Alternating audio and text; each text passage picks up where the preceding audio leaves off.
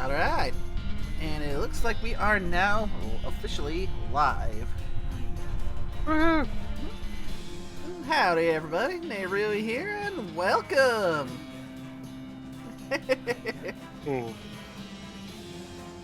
Y'all are in for a wonderful treat, me laddies. Wait, wrong accent. This isn't the Scottish thing. Yeah. We are out in the west, partners. We're going to the west. That's right, partner. A lot of us, we be heading out west today. Them cows came home. Yep, the cows came home, and it's time for us to do something about it. If you can't tell by now, we're sitting down to play a little old game called West of Loathing.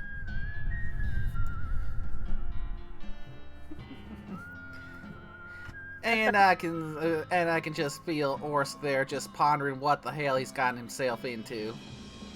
Oh, he's not ready for the WTF that we have in store for him. Also, honey sriracha is so fucking good. Oh god, it has a spice. I'm gonna regret life. So, Orsk, you ready to see the what we got in store for you? Probably not. Well, you've been subjecting us to your to all the hootenanny and shit that you've been putting us through. So, it's only right fair for us to give you a bit of our own. So, let's get into it. Let's, yes.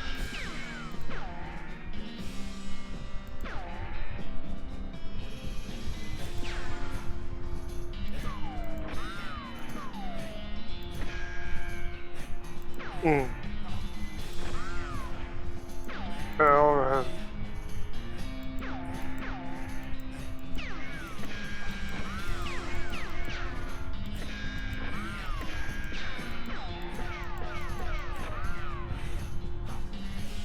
Right. So what should we? I mean, I guess we gotta go with that. So what for the last name? let's see, well, Limper Wink. I know Flumperdink is too good. Flumperdink was always amazing. Limperdink? Flipper? I would say McBorb. Wait. Oh, McBlorb. I love McBlorb. What was Borb? Oh. B-O-R-B. You know what? I reckon I'll give that to you. Name McBorb. Jesus Christ. You all right there, Scorpio? Apparently my PC wasn't plugged in. I got a notification. Wait, why my battery dead? The fuck? Okay. Yeah, if I suddenly drop, I don't know if it'll pick up, but if I suddenly drop, it's because my PC was at 10%. Aye. Oh, it's charging now. Okay. Alright, the first real question that we gotta figure out. Are we gonna be a cow puncher, gonna be a bean slinger, or we gonna be a snake oiler?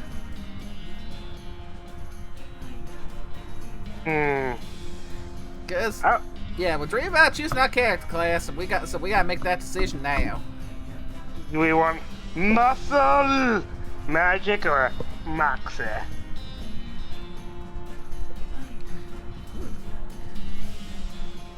Orsk, what do you think?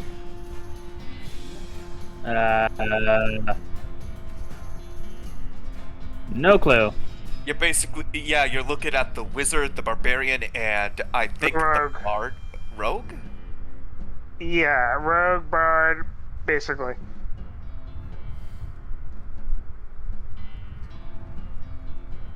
So what do you think they should go with? Magic melee or Moxie? How about Bean Slinger since we have a bean in chat?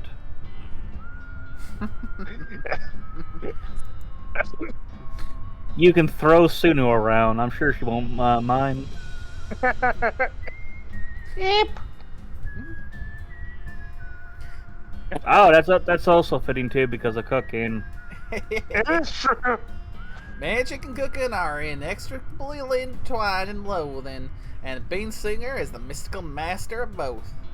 You've heard there is a shortage of cooks out west since the cows came home, due to most of the cooks having been brutally killed by the cows. That is true, though. Loathing, the two main magic classes in Kingdom of Loathing are Pastamancer and Sorcerer. And this weird poster appeared here one night. Mm. Let's see what we got Sanity here. Bopsy and the Mystery of the Forbidden Outhouse. Earl Hardly and the Trouble at Monster Woods. The Miracle at Vulture Citadel. I remember that one. Escape from Comet Forest. Yay! We got Walking Stupid!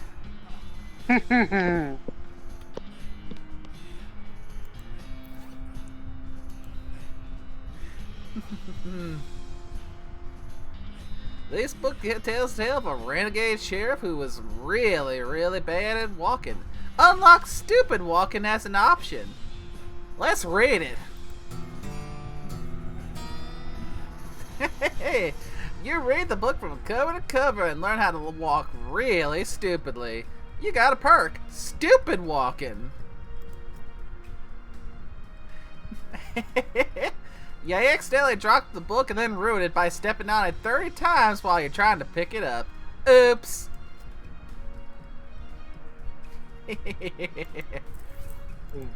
And This is the beauty. as you can see, some of them aren't even really walks.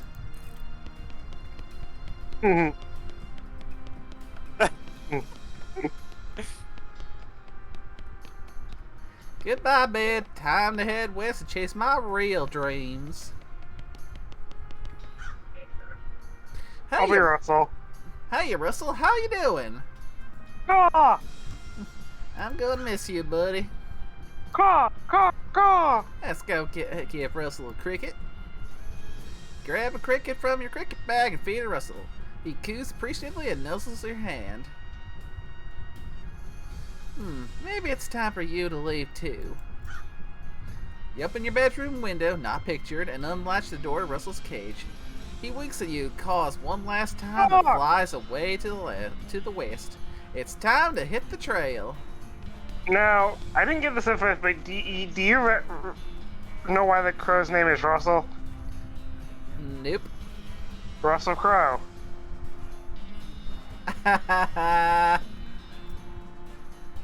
Comb your hair one last time.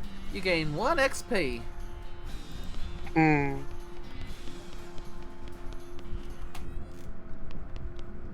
That stacks some firewood. We got another bit of XP.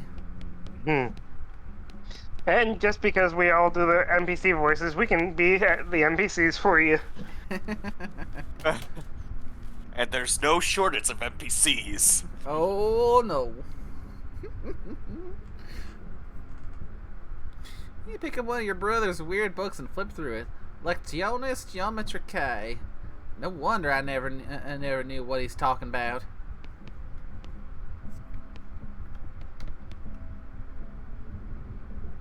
I ain't even gonna try to pronounce that. Ubada das to be market and reflection dus in Dragon Rush Rai. I butchered it, I don't give a shit.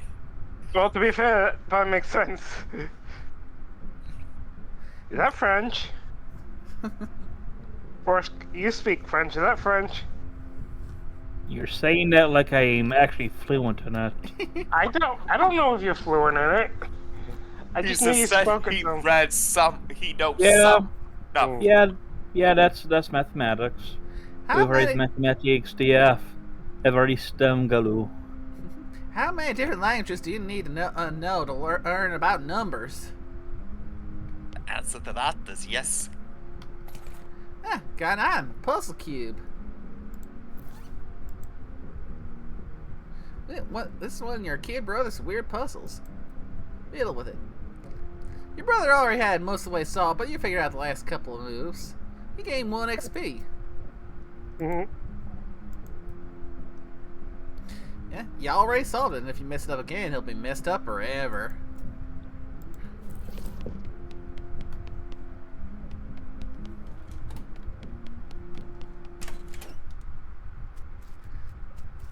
The family farm. Last we'll be seeing of this one. Who wants to be mom? Wait, I'm the group mom. I should probably be the mom, shouldn't I? Yep. Your mom smiles warmly as you approach. I'm leaving now, Mom. We're gonna miss you, kiddo. But before you leave, I got you a present. A present? Yep, it's a book you wanted for Crimbo. I know it's early, but... Alright, we got us another choice here. Do we want to get a book about picking locks, desert survival, or bartering? I know those are all useful. Go on, I'd say probably survival. Desert there we survival then? Alrighty. What about desert survival? Oh boy! That's the one. Enjoy it. You got an item. Desert eating and drinking. Be careful out there. Write us a letter when you can. Shucks. I will, Mom. Goodbye. And we need someone to be Pops. But Your father morosely jabs at the haystack. That doesn't fit you, Dad. Yeah, that hat doesn't fit you, Dad. I'll grow into it. It's time for me to leave. His lip quivers a Listen. little. Listen, I want you to have this. It's your grandmother's favorite can of beans. You got an item. Can of infinite beans. Infinite Sunu! Thanks, Dad. Good luck out there. Be sure to say goodbye to your mother. I did. Goodbye, Dad. Hmm. Oh, a haystack. Let's dig through it. We found a needle!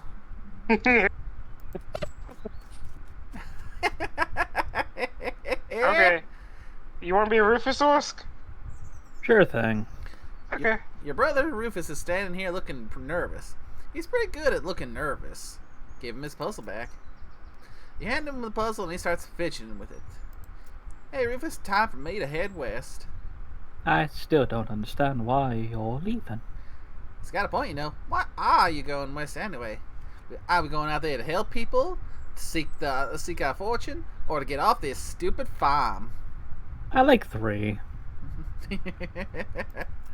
Rufus, you know how much I hate it here. I can't stay. I gotta go where the action is. But it's sold interest. 60% of people who go west get killed within a year. That statistic is from before the cows came home. I'll be okay. You worry about taking care of Mom and Dad. I'll worry about me. Okay, if you say so. They'll think you'll be dead by Crimbo. I'll miss you, Rufus. Okay. And you give him a playful punch on the arm. Bye, Rufus. Go west. Well, let's first go and eat this. This book contains everything you need to know to turn the harsh, unforgiving desert into your own personal buffet. And the best part is, that buffet also has an open bar. Gives you the foraging skill. You read the book and learn all sorts of tricks for squeezing extra stuff out of cactuses and whatnot. You got a skill, foraging. Unfortunately, while practicing your techniques, you accidentally squeeze the book into book juice, which turns out isn't a real thing. Aww. Don't tell Valseer you did that to a book.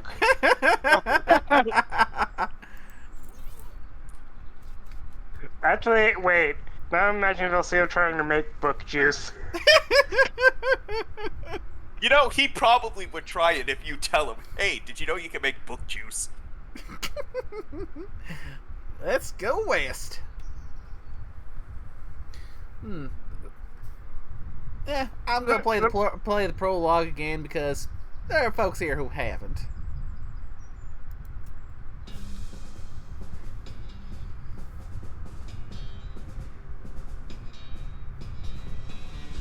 The opening credits are kind of fun, too.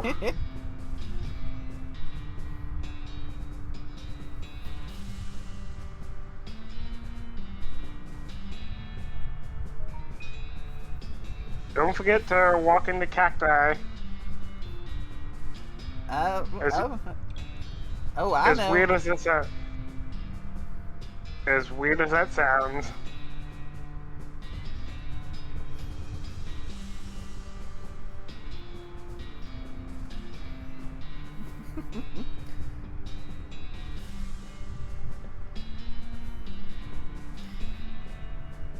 $200 later.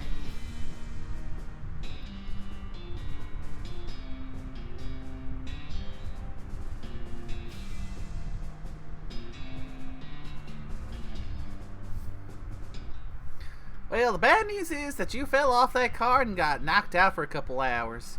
And now you got no ride, no mate, and no prospects. Good news is that you're in a town rather than in a gulch somewhere. Not much of a town, though. Get up and dust yourself off. Oh yes, wait until we see one of them. Yep, we are now in the town of Boren Springs. Let's get ourselves a turnip. Hey, watch it, Ink.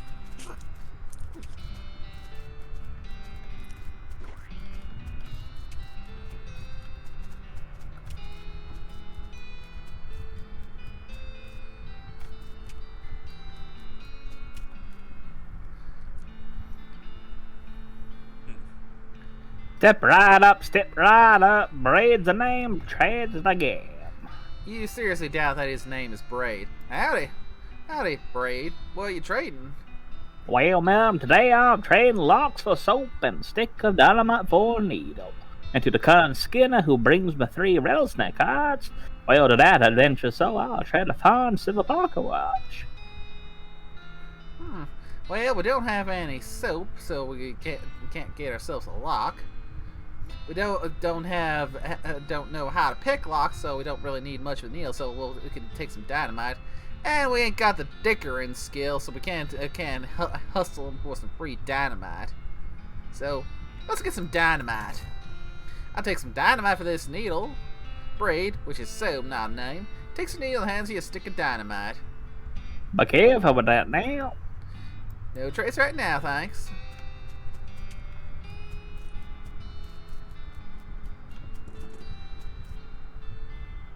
Get lost. You approach the weird Cactus Man hybrid. He smiles at you. Howdy, Cactus Man.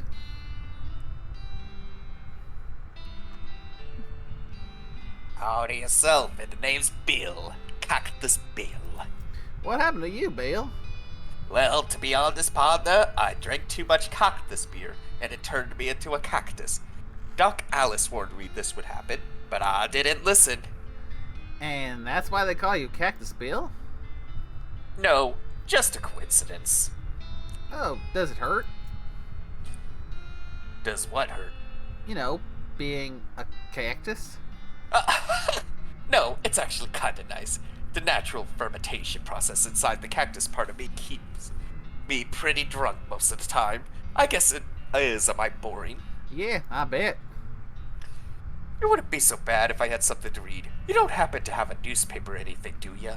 No, sorry.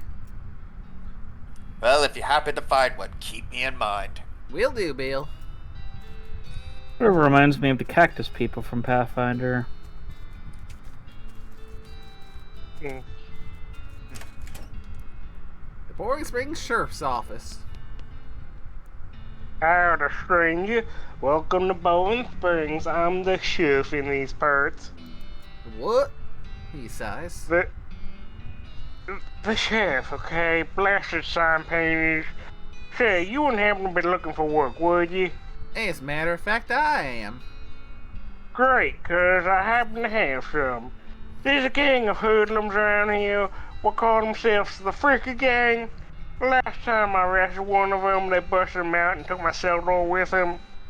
It ain't, well, they ain't much good without the door. And? And I need someone tough, smart, and or slick to go fetch it back for me. Why don't you do it? You're the sheriff after all. I gotta stay here and practice my chair tipping. Okay, I'll give it a shot. Funny you should say that, 'cause I'm sending the deputy along with you to keep you out of trouble. He takes out a pistol out of his desk and hands it to you. You got out of the deputy pistol. Deputy, you deputized a gun? And you're here in town, maybe you ain't noticed, but ain't much here to do except drink.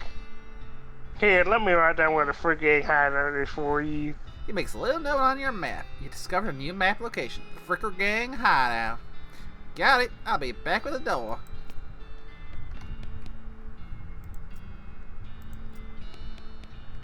Let's see. We got wanted for bird theft. Naked Mike Bernstein. Reward Who 200 kidnapped each. Chaco?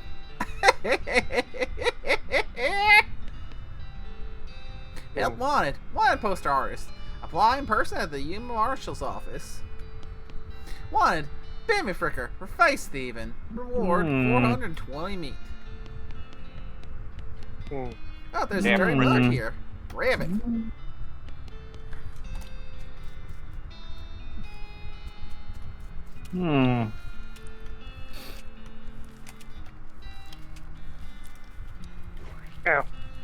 Oh God. Can you bring me something to read?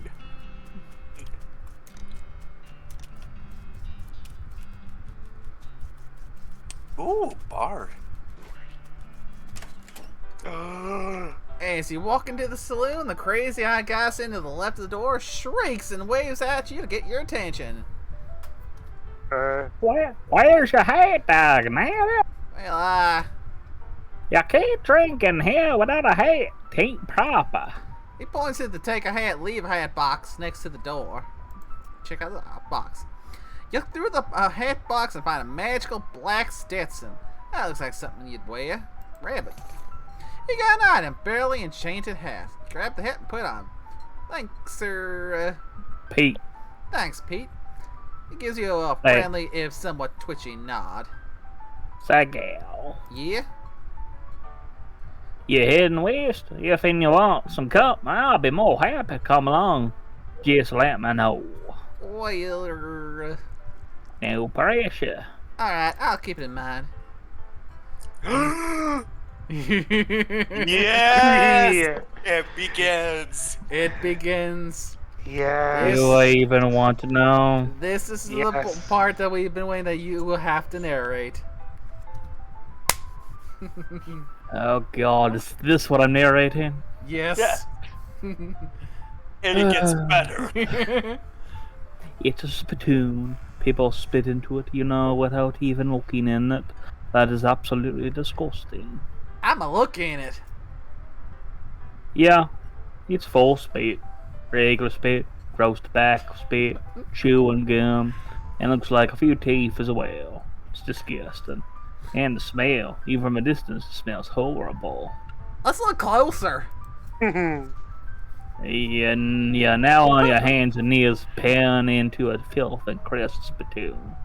I don't understand what's wrong with it.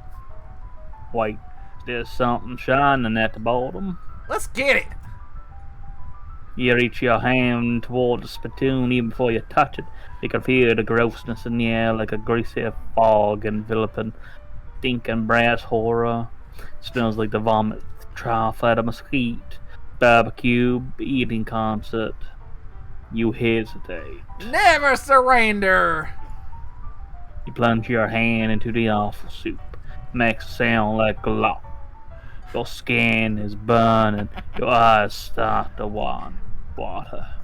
Let's search it.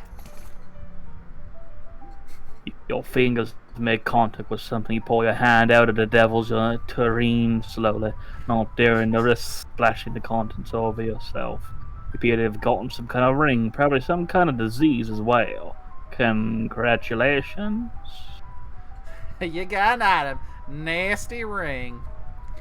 Again, this ring was traumatic. You have to admit that it was worth it. Gives you +1 muscle, mysticality, and moxie. Hooray!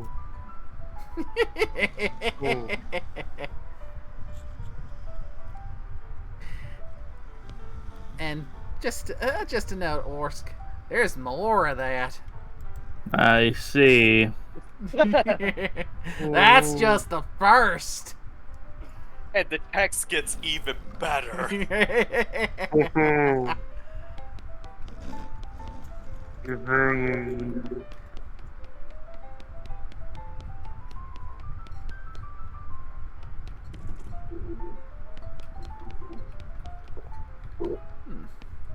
Woman glares at you. You should probably just let her drink. Howdy, I'm Nay. Okay, I guess. Howdy, Nate. I'm Horace. Nice to meet you. What do you do? I'm town hostler. I don't know what that is. I'm the town horse selling guy. Gotcha. How's that working out for you? Oh, these horses are just flying out the door. So business is booming. Nice. No, I mean the horses keep running away. I haven't sold one in ages. Oh, is that why you're here drinking instead? Yep.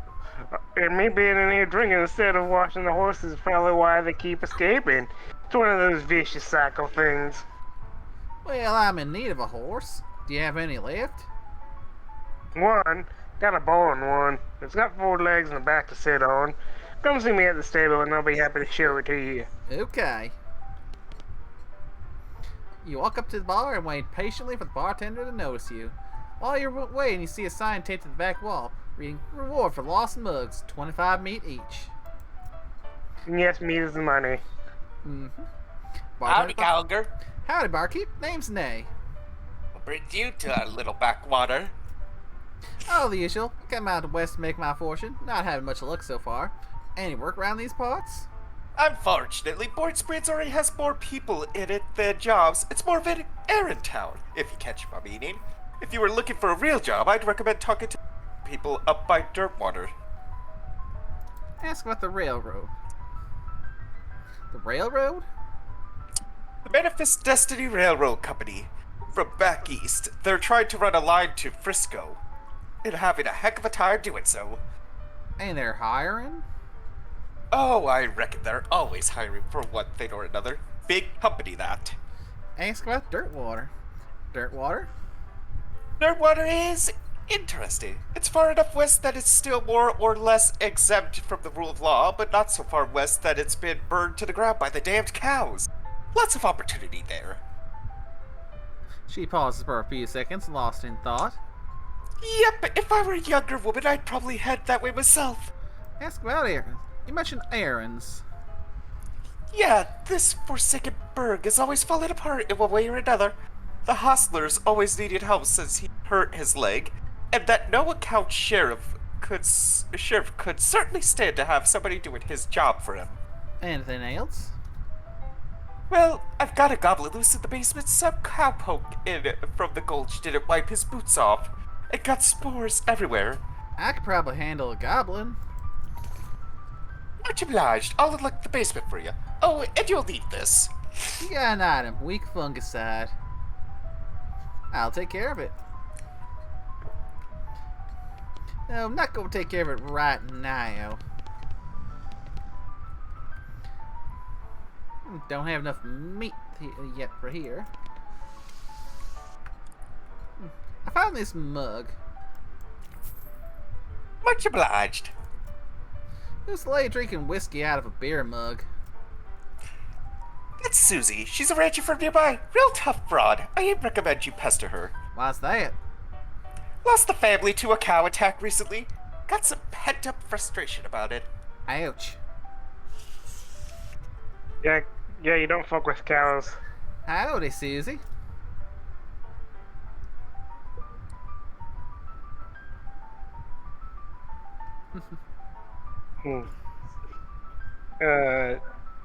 Sure. I nominate Bean for Mean Bean. Fair enough. Hey, cowgirl, who's gonna be searching for the spittoon for her teeth if you don't leave me in peace? Okay, bye-bye then. Now, these two are playing poker, or at least trying to. They keep looking back and forth at their hands to the how-to-play poker card that came with their deck, biting their lips and concentrating real hard. Can I play? They look at you nervously. Look, I have some meat. Let's play. I forgot to check how much moxie I got, so I'm maybe regretting this. You put 20 me on the table and sit down before they can say no. One of them shuffles the cards sloppily and deals a new round. I get a pair of 10s plus a 2, a 3, and a king. Bet crazily. Eat this all in, suckers. Sweat gushes from their faces as they read the how to play poker card again, but eventually they both add 20 meat to the pot. Okay, read 'em and weep. You show your pair of 10s plus 2, 3, king. The guy on the left has a full house, 2 jacks and 3 aces. And the gal on the right somehow got a straight flush, 2 through 6 in hearts. Let's try and outfox him. You explain that the jacks are worth 9 points each, giving the guy on the left a total of 21, to the gal on the right's 20, and your 25 plus a king. And that the king represents King Ralph IX, whom Western colonies revolted against because of unfair taxes, so they owe an extra tax of 10 meat each. They nod and understand and push more meat across the table at you. You collect your winnings and stand up. They thank you for helping them learn the game. You gain 60 meat. What a nice cow lady you are. Just swindled 2 poker players.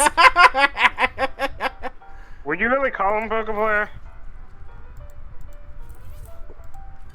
What was your moxie?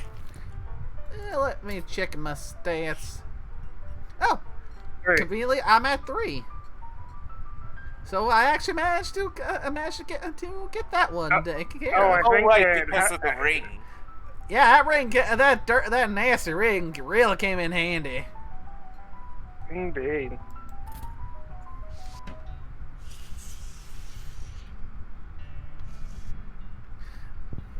Afternoon, ma'am. What can I do you for? How's business? Oh, you know, every day I'm hustling. Yes, that's why it's pretty terrible. My horses keep running away, except for this completely ordinary one. That's rough. Maybe I can help. Oh God, yes, thank you, please. I'll go fetch them myself, except for that injury. I'll give you 300 meat per each for 5 of them. How many are there? 3? Here, let me see your map. They pretty much always run away to the same places. You draw 3 little pictures on your map. You discovered a new map location. Orehole Mine, Boring Springs Boneyard, and Thousand Snakes Gulch. What are these places? I think the environments are thematically appropriate. Here, when you find one, feed it some of these oats. That should send it back here. You got an item. Bag of homing oats. How's that work? They're special pigeon-infused oats. Okay, will do. See you later. Yes. Ah, you got a point. You got a perk. Mostly scabs.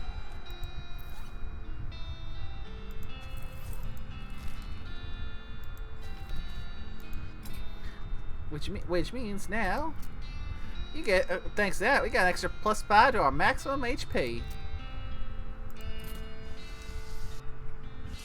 So where to go first? Let's head Go over to the boneyard. Oh, that's a fun one. Our founder, Zephaniah Boring, 1806 to 1885. He was actually a really interesting guy. Oop, mug. Benjamin Crockett, 1320 to 1364. He sure owed up way too early. Got Beauregard Skelton, Captain of the 3rd Cavalry, 1820 to 1866. This grave is really noisy. A skeleton. You're not getting past it without a scuffle. A scuffle it is. I think if you get a shovel, you can dig up that one grave. Yeah, we just gotta find ourselves a shovel. And then come back. So we got the option of skills. We can do a melee attack, which will do 3 damage to the target. A pistol attack, which will do 6 to 7. We've got action lava fava, where the target will take 9 hot damage. We got bean shield, which will increase our armor by 4. Plus, we can use items, but we want to save those, so... I'm thinking the lava bean because Hi. it's just a single skeleton. Choco, how you doing? I'm muted. It was Doug before, yes. We're watching a stream West of Loathing and doing voices for the many NPCs. Mm-hmm. Skeleton collapses into a pile of bones. You level up. Yeehaw! Skill up mysticality level 2. Have you named the different people after us or something? No, we were watching Doug because Guy Fieri was waterboarding you with beer. Hey, I Doug. Waterboarding a bird with beer? Yes. It was for a cooking competition. Yeah. That is a wonderful horse. Your pulse quickens as you get near the spooky translucent horse. You approach I the just weird... wanted context. Okay. What is it, Choco? Oh, I said I just wanted context because I had been very confused by the post. No worries. Sure. And looks like in this game you got kidnapped. Stop kidnapping me. No, make us. Well, it wasn't us, it was someone else who kidnapped you. I don't believe you. I mean, I'm kidding you. Also, someone sent that Duck video because I'm gonna have to head out, but I'd like to watch it. Oh yeah, that was the AI cooking. It's a was 3-part. was that the dessert one or was that the salad one? I It think was that one. yeah, it was the dessert. Because apparently serving a wine waterboard bear was part of it. Right. Anywho, continuing on. You approach the weird semi-transparent horse cautiously so as not to startle her. Though you quickly come to the realization that this is not a horse that startles easily. Hello there, hi. I'm a friend, okay?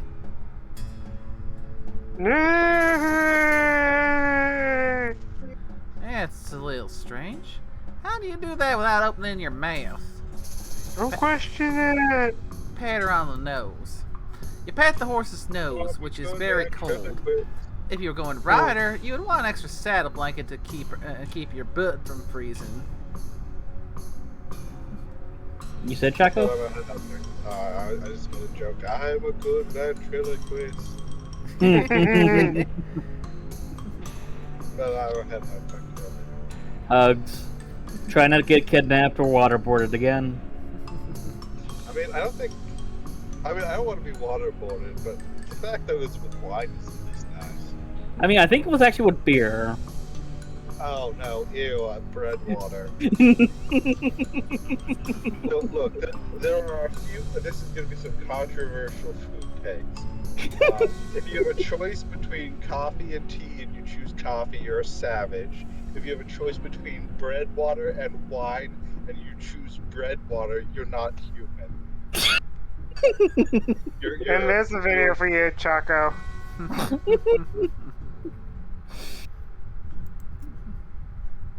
Pan around no skin. Yep, still cold. Ooh.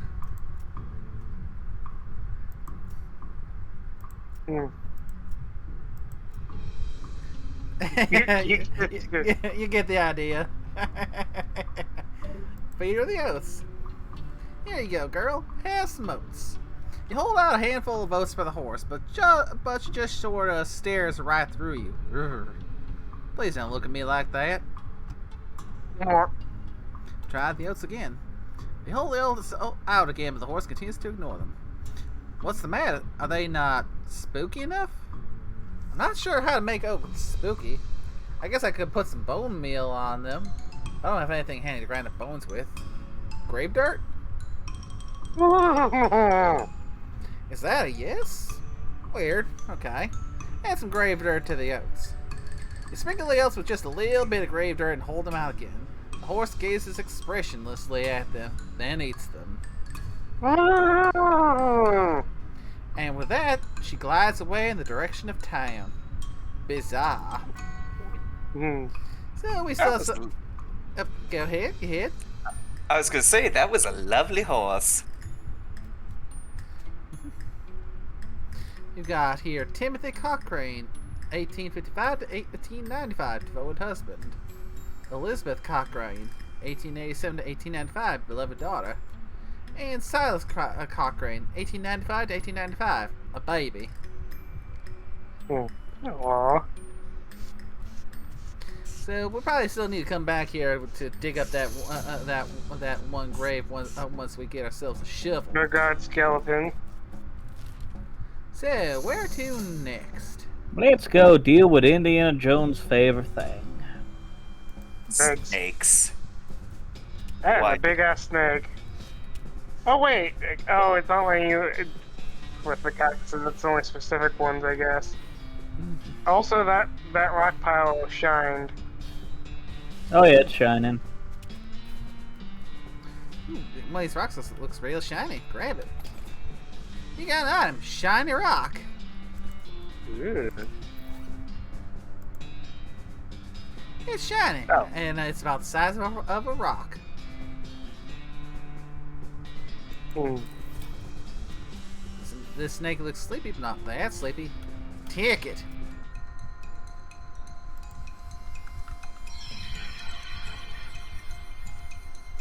I recall this is an enemy. Oh, I guess never mind. You don't have to worry about it. You've slain a snake. Before long, they'll call you Snake Murderer Nay. Gain 3 XP. I don't think Selka would approve. Hmm. Another snake. Oh, it's fine. Well, I guess it's not called One Snake Gulch. Whoa, they're quick. Ooh, got me poisoned. And I think that the effects stack.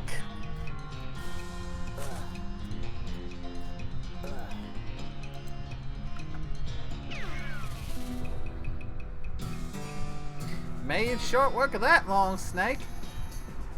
You got gumption skills now at level 2. Gumption, that's your level of get up and get her done. The higher it is, the quicker you are. Plus 2 speed, plus 1 maximum AP, plus 1 spleen capacity. Spleen. This snake looks really angry. You're gonna need every trick in the book to beat this one. I'm good at tricks.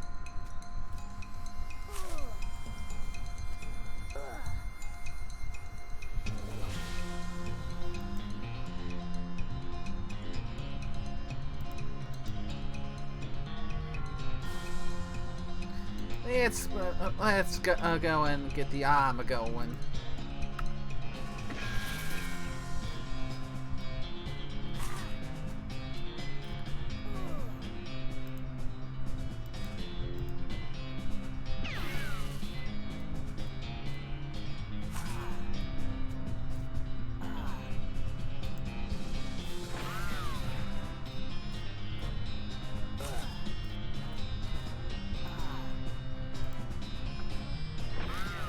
There we go. Now got glamour up to level 2. That gives us a plus 20% to meat gains, plus 5% item bonus, and plus 1 to liver capacity. You're the only person streaming West of Loathing. Well, I don't So reckon there's therefore- not too many people playing it at this point. So by default, you're the highest view count.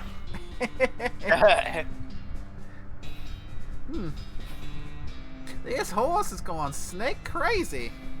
Maybe he was some other kind of crazy before. Satoshi didn't have nothing to do with it. I did the ghost horse. You know what? I'll do it because let's go crazy. Hey there, boy. Hey, fella. I'm a friend, okay?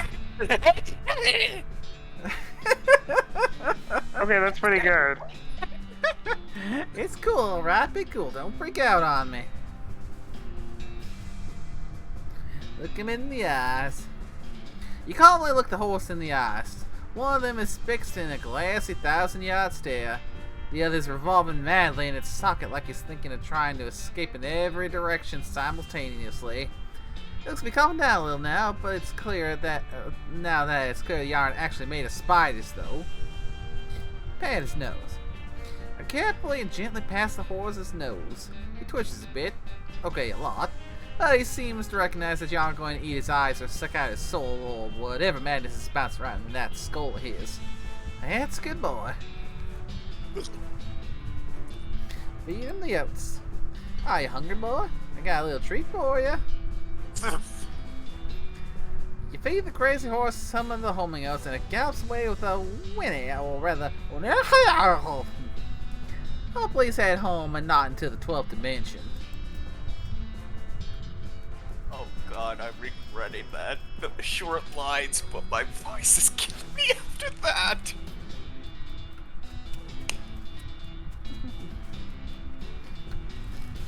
Alright, where to next?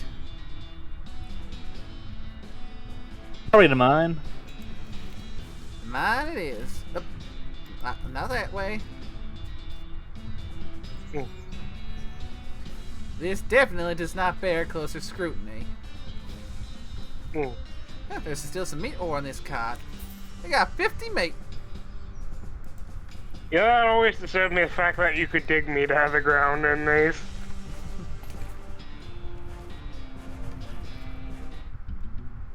Got the old hole mine. Mechanism label Cargo elevator control. Posters on the wall behind reads Level 1 blasting cap storage. Level 2 plunges, both kinds. Level 3 tools. Before we go mess with the elevator, let's see what's in and around here. Oop, full minecart. We got an unrefined meat nugget. And a barrel of TNT. Level 1.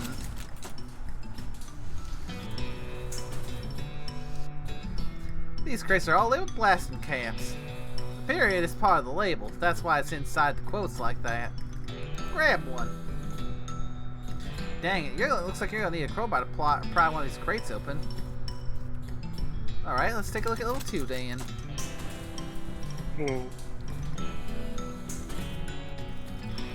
Plungers. The sign lied. There's only the one kind. They got us this detonation plunger. Level 3 tools. I love that you're riding on your lantern. It's a toolbox, but it's locked, and we don't have a needle or the lock picking skill, so we're kind of stuck there. So we might have to come back. So let's head to the Fricker Gang hideout. Third Fricker. The Fricker Gang's intrepid lookout appears to be taking a little nap. Alright, do we wake him, shoot him, or just ignore him? Shoot. Damn. Orsk is hardcore. Why? Well, go ahead. That doesn't seem very sportsmanlike. You sure you want to do that? I'm leaving it up to you. Orsk, we'll leave it up to you, because like I said, I've done this. I've seen this played before. I mean, I don't see why not shooting him. Really? You're just gonna gun down a hapless, sleeping man in cold blood? I see nothing wrong with this. So cold is the only blood I have. Plus, remember, you only drink the blood of your enemies, so you're thirsty. He's just a kid! Oh, okay, then that means he's a kid size then. Pull trigger. Everyone dies, pull the trigger. Dang, partner. You got a perk, Ruthless.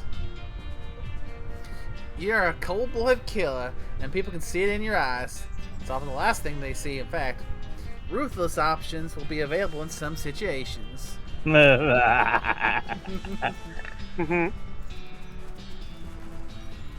Oh. Ooh, beer bale cactus. Ooh, we can harvest it with our foraging skill. Yep. We got us a mug beer. cactus beer.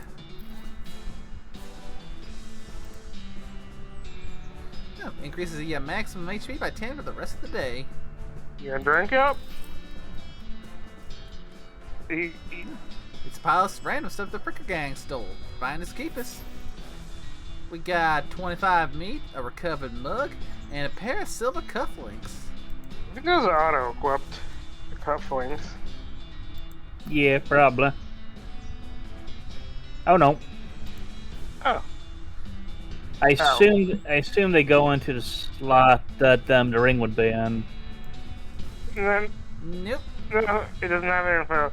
You also don't have a fancy shirt on. That makes sense.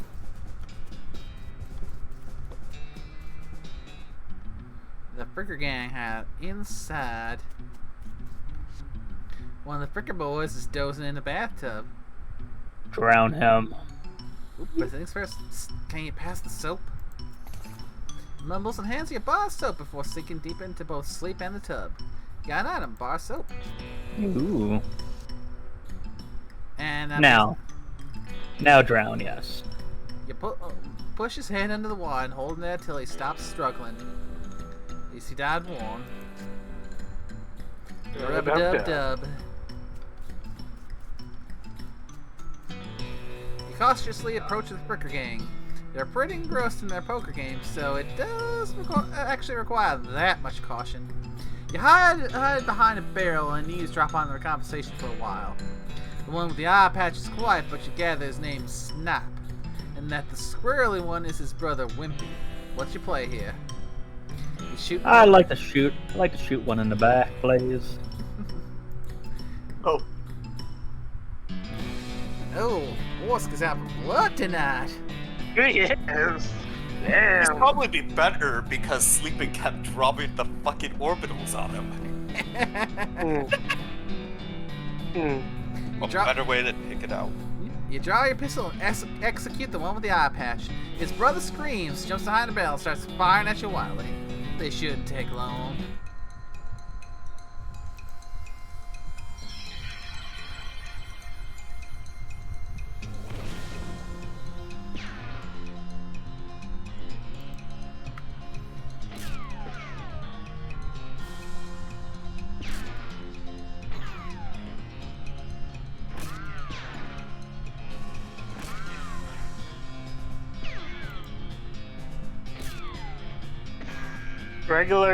Regular shootout. You're shooting in the barrel. You are shooting a barrel. Yeah, because he's hiding behind it. He keeps on auto-targeting to the barrel. Well, you're gonna die.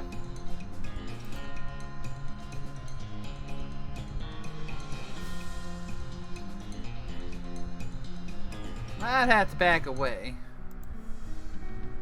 Somehow I managed to get beaten up by a guy who is so weak they can't even stop people from calling him Wimpy. Luckily, he seemed to have fled the scene after miraculously defeating you. Get to the sure store and get out of here. I don't think you get as big of a bonus from the chef if you kill him or. Ooh, and a pile of Fricker Gang's ill-gotten gains. Ooh, 50 meat. And we got the sheriff's cell door.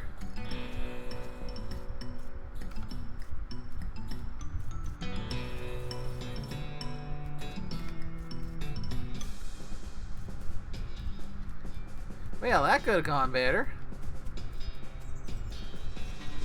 You executed 4 out of 5 of the Fricker Gang. Uh-huh. Well, I got away with it too. It wasn't for that barrel. Damn you, wimpy.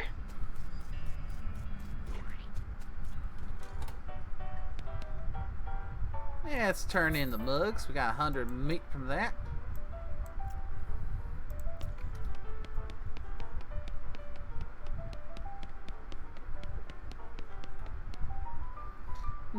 The woman goes to you.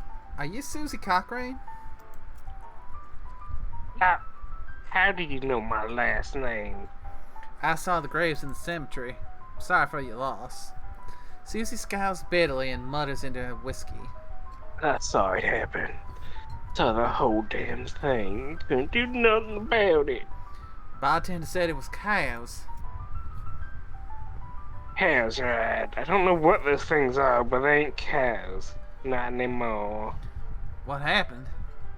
It was a raid. See, Mom and Pa used to ranch cattle before they came home. Pa didn't make it. The lawn I managed to rebuild. We ranched pigs instead, and she left me the place when she passed. Go on. Well, I guess the passing herd sniffed out there used to be a cow ranch and they attacked. A couple days ago. Happened so fast I didn't have time to get my rifle out of the gun safe. House smashed in the front door and fire started out back by the root cellar. House went up in blazes just like that. What'd you do? There wasn't anything I could do. We go upstairs to the kids' cave. I saw Tim trampled right in front of me. She drains the glass. I ain't want to talk about it anymore. Sorry. She refills her mug from a bottle in the bar and doesn't reply. What will you do now? Head west, I suppose. Nothing keeping me here. No desire to stay. Can't leave without my rifle, though. Why not? It was Mara's rifle. It's all I got left with anybody. Where is it? Left out the ranch like a damn fool. Listen, can I ask you a favor? I need someone to go get it for me. Yeah, I'll go get it. She shows you where you got discovered the. Bleh. She shows you on the map where it is. You'll learn the location of the Cochrane Ranch.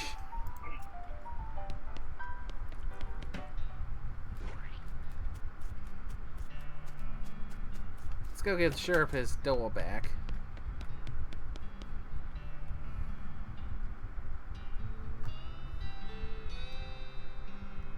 Oh wait, I thought I was him. I see that the freaking game hasn't put a stop to breathing. Did you rescue myself, though? You hand the sheriff his door and he hangs back on his hinges.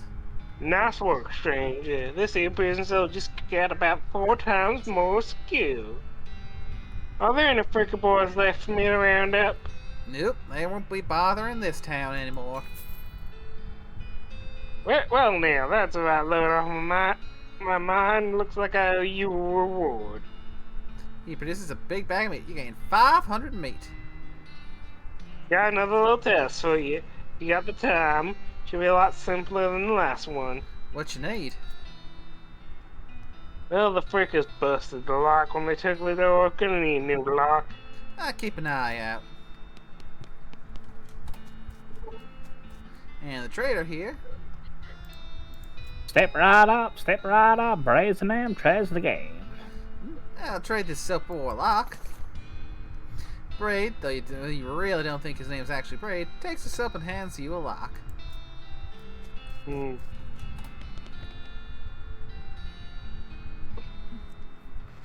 Howdy, you managed to scare up a lock for myself? Yep, got one right here. I'll do nicely. Sure puts the lock on the cell door and then accidentally drops the key and it clatters into the cell. Hellfire. Don't suppose you know how to pick a lock, stranger. You got a needle handy? I'll see what I can do. And I do not have as a needle. I do not know how to pick a lock. Can you buy the book for that or something? We got Forger. No, I said buy, because I know you can buy some stuff.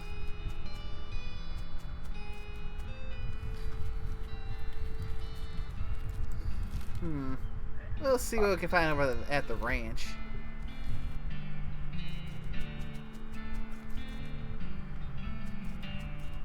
Well, rest in peace, chicken wing. Something Drop behind the this ring. door is making some pretty awful noises. Go through it anyway.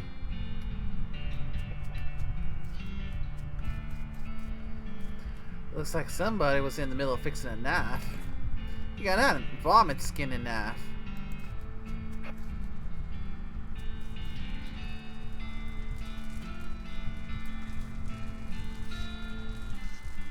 This thing looks angry. You're not gonna make that sea without dealing with it. We got us a cow.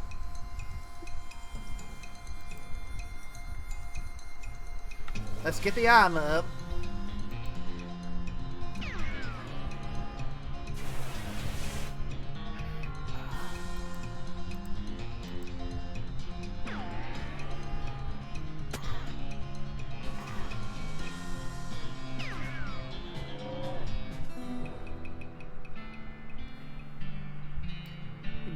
You to be that nasty cow skull floating in a cloud of flame. Alright, we got Susie's rifle.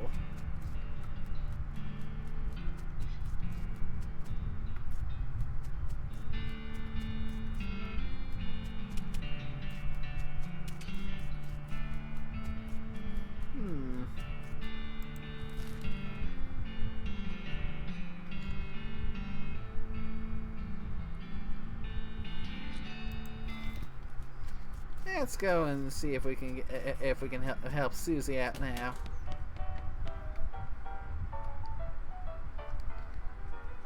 Just, do you have Reckoning at Gun Mana? Do I have what? The DLC. I'm not sure. Probably not. You find my rifle, stranger? Yep, here she is. Susie's eyes well up with tears as you hand her the rifle, and she roughly scrubs her sleeve across her face before any of them spill over. Thanks, stranger. I didn't catch your name. I'm Nay. Thanks, Nay. Can't rightly say what this means to me. She looks at the rifle for a long moment, then looks back up at you. She sighs.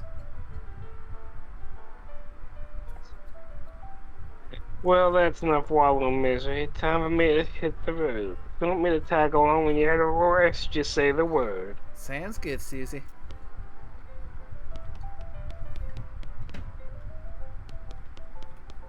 Ooh, an old pile of newspapers. Take one.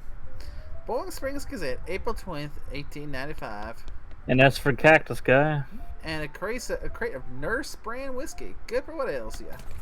Grabs the bottle.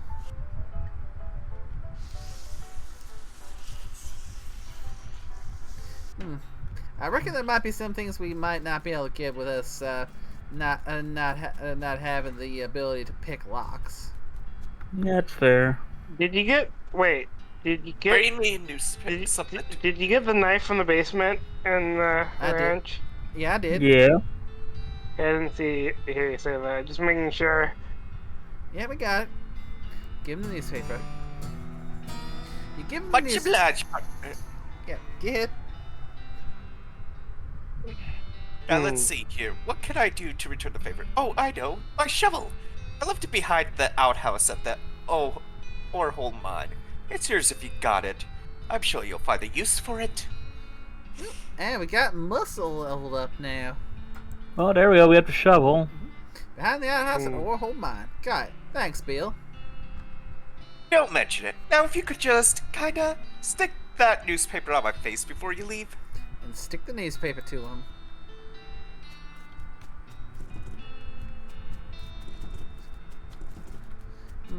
I reckon we need to do a little bit more talking if we wanted to speak to her.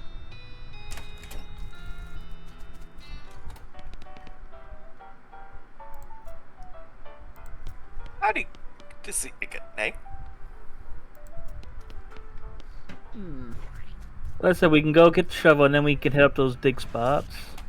Oh, we can also talk to Horsey, for the money. Yeah. Isn't there 4? One more? Yep. Oh yeah, one more. Yeah. So we gotta go back to the mine. Look behind the eyes. Hey, he wasn't kidding.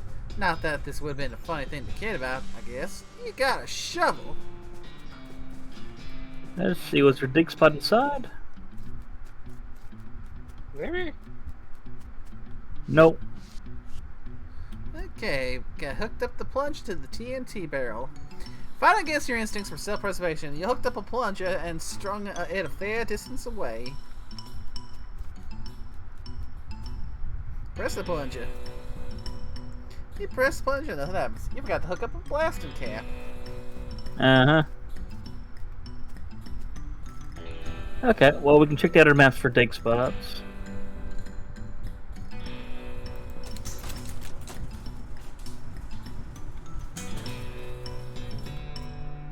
Yeah, still gonna need a crowbar for that one.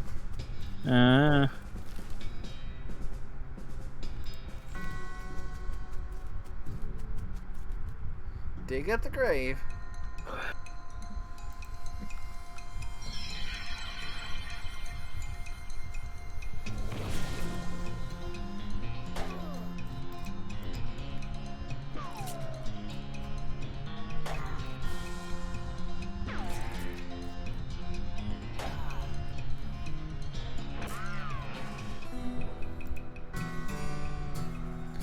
Alright, we got a Moxie skill up.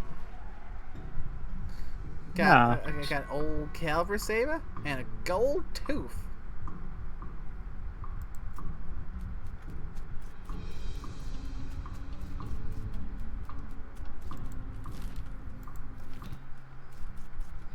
I think wasn't there a dig spot at the Gulch? Yep, but we can also get a little bit of experience from shoveling up the shit. Oh. Neat. Wait, there's also a dig spot here, I think. Oh, another recovered mug. So yeah, let's check the gulch.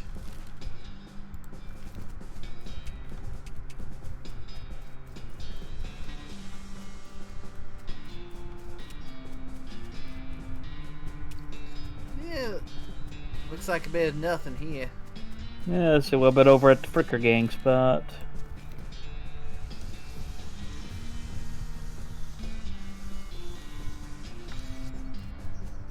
Mm.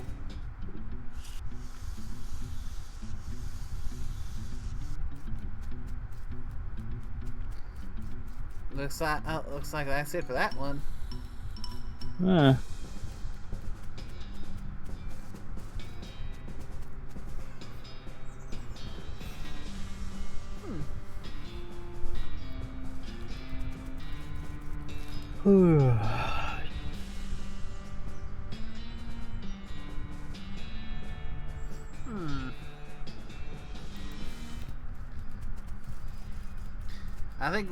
I reckon we might be reaching the limit of what we're capable of getting done here with our current selection of abilities. Yeah. Well, we can pass in this glass, and we can at least get paid for 2 of the horses we got. Mm-hmm. So you can sell some stuff to Crazy Pete. And we can also take care of the goblin. Oh, yeah. Get the whiskey. Already got the whiskey. Go to Doc Alice. You are not killing the best character. What? Isn't he a goblin? That goblin is amazing. Yeah, she's just giving me a whole lot of saying get lost. Give me a sec. It's been a while, so I don't remember a lot of the ins and outs of, You have to give her, nurse brand whiskey. Hmm?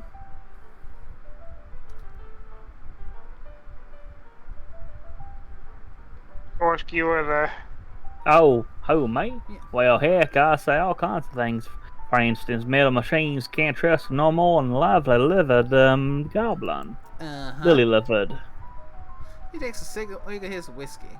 He notices the shiny rock you're carrying and his wild eyes light up. Well, that there is a right shine rock, yeah, stranger. Give you 7 meat for that rock. Sell it to him. Sure, here you go. He grabs Thank the rock you, and exits his pouch grinning.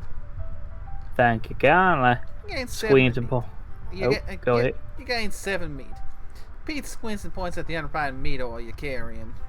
You ain't seem like someone get much use for unrefined oil, stranger. Buy that for 73 meat. Well, selling the oil. Okay, Pete, here you go.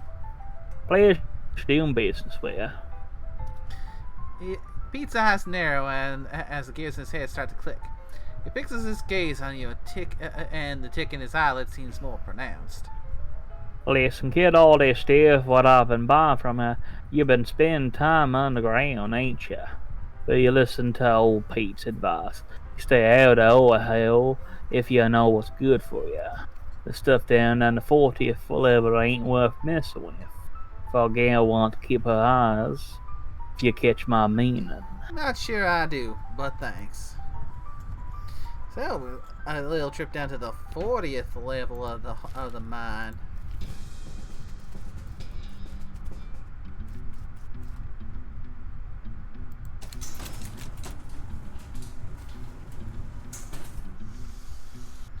A strange black chest.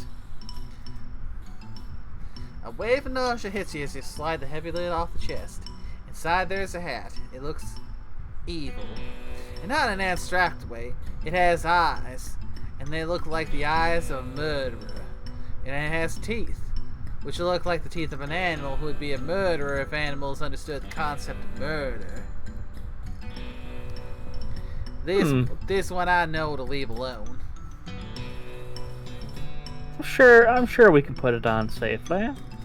What's the worst that'll happen? Oh, no.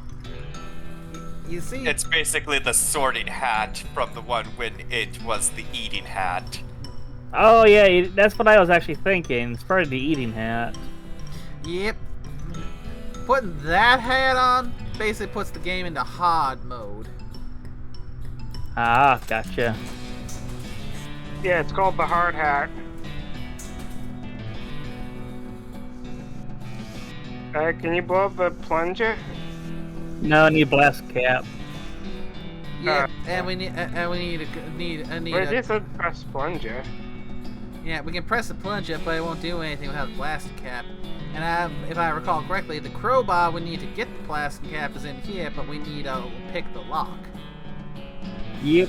Which needs both the needle and the lock picking skill.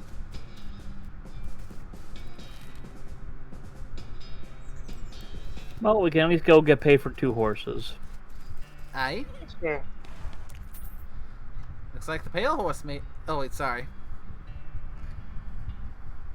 Who's this guy? Oh, that was me. Give me a sec. Looks like I'm a pale horse made it back safe. Thanks for your help. 300 meat and time. Thanks for my crazy horse. He was in local weed again, wasn't he? Not that I noticed. Afternoon, ma'am. What can I do for you? Looks like we're not gonna get to see the dark horse. Yeah, what about the injury? Yeah, you said something earlier about an injury?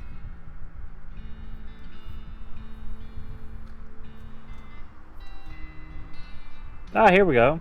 Yeah, I busted my knee while mucking out of the showroom. Don't ask how, it was embarrassing. I was gonna get Doc Alice to have a look at it, but she gave up Doc crying. Why'd you do that? Oh, wait, no, she just shut herself in the office. She said she wants to talk to anyone except Nurse Whiskey. Is that an actual nurse or... Pretty sure she was just being sarcastic. I see. Now we should be able to go and talk to her. Offer some whiskey. Whiskey delivered for you, Doc.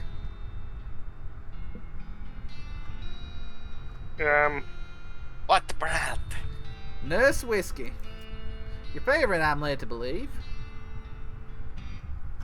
You didn't know she makes house calls. Alright, hold on. You hear a rail, she unlocks the door. Into the house.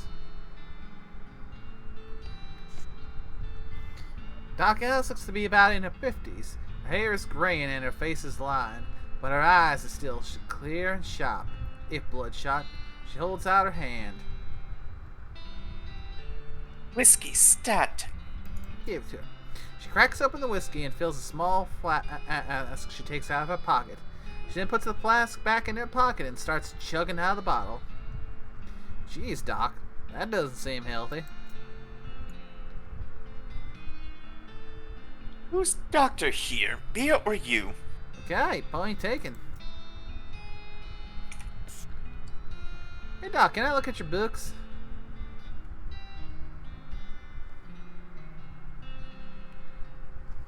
Sure, if you want. Not that they're gonna do much good in this doomed, forsaken hellhole. You should try being less cheerful, Doc. Check out the books. We can lead Goblin through... or tongue. Yeah, The Legend of Curly's Meat, The Life and Works of Fred Ferguson, and The Goblinoid Tongue's a primer. And I'm pretty sure I already heard what was recommended. You start flipping through the through the Goblin language book.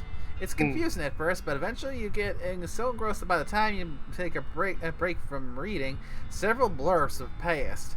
And you also know that blurf is the Goblin word for hour. You learn to speak Goblin, sort of. You got a perk, Goblin Tongue. You can communicate with goblins. Now, let's take a look at Curly's Mate. I mean, you said it, not me. This book tells the story of a legendary treasure, a massive chest full of premium meat, secreted in a hidden sense, not in the extruded sense, in the western desert by an old cowhand named Curly Butterfield. And the life and works of Fred Ferguson. This book purports a Civil War surgeon's autobiography, but flipping through it, you mostly just find lists of reasons that drinking alcohol is bad. So, it's actually a work of ludicrous speculative fiction.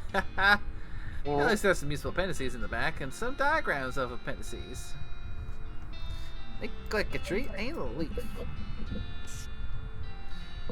Vanity doesn't look like it's seen much use. Preen a little. You grab a pair of tweezers and pluck some of your more unsightly eyebrows. Now, he got grit leveled up. More HP, more stomach capacity, and another level of pain tolerance.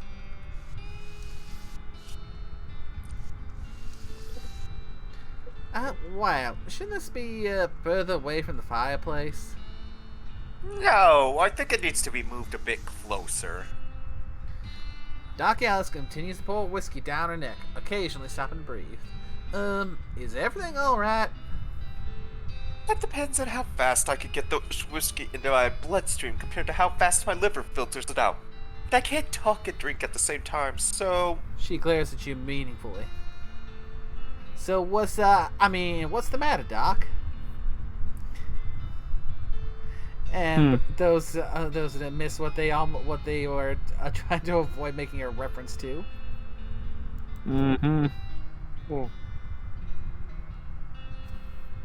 What's the matter? The whole world's got the hell in a horse cart, and you ask what's the matter? Bandits, cow demons, dead men walking? Why don't you go ahead and pick one, and I'll drink to that. Dead man walking? You haven't seen it? Corpses and skeletons staggered around like puppets with half their strings cut. Looking to bite out the living. Oh yeah, there was a skeleton in the cemetery. It's nice to get some outside confirmation that I'm not losing my damn mind. But how's that even possible? It isn't possible. It goes against everything I know about medicine. Dead patients don't get back up. Patience? Oh, ouch. Doc Alice turns away, grimacing. Every doctor loses one now and again. You never get used to it. But, well, it happens. But that doesn't happen is to them coming back afterward and looking for revenge. That must be pretty rough. Rough? Missy, I don't think you comprehend the situation. It's not just patients, it's neighbors, friends, husbands. Indeed. She turns away from you and focuses her attention back on the bottle.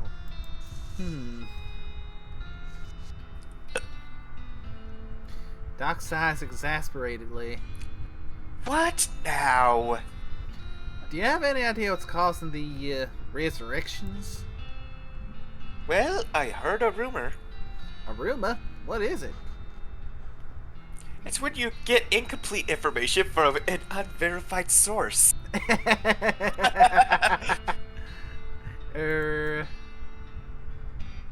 Anyway, what I heard is that there's a fella out west that's causing it. A necromancer, they call him. Supposedly he's sending magic out into the...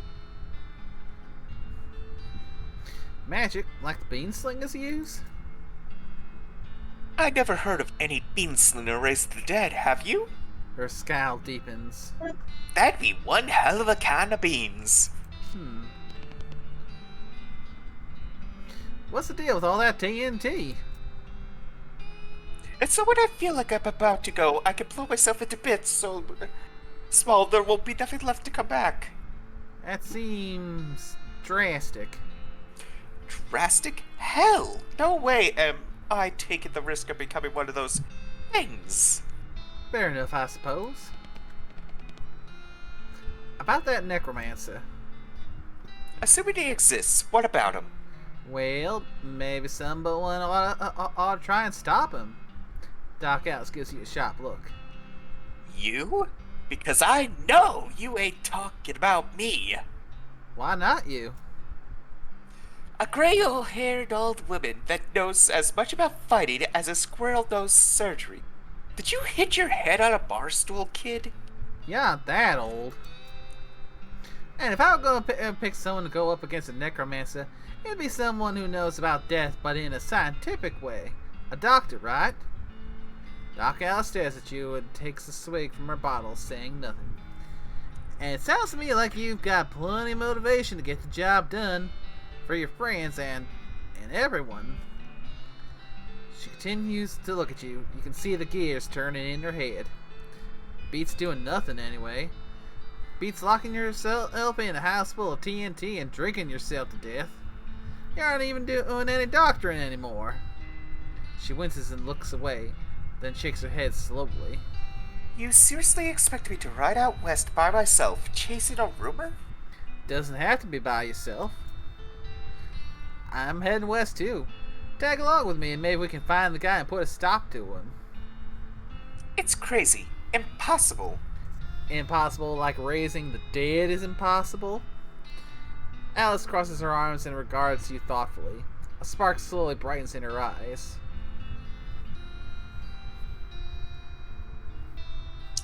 Oh, what the hell. Let's give it a shot. Cool. Alright, that is one more potential traveling partner we have to choose from. Mm-hmm.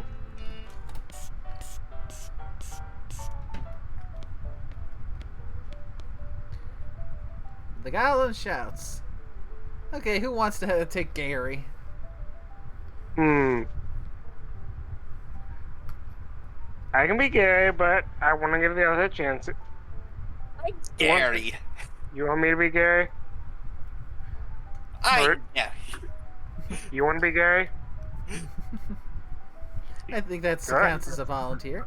Go Hi, ahead. Gary. Hi, hello, I am Gary. Who are you?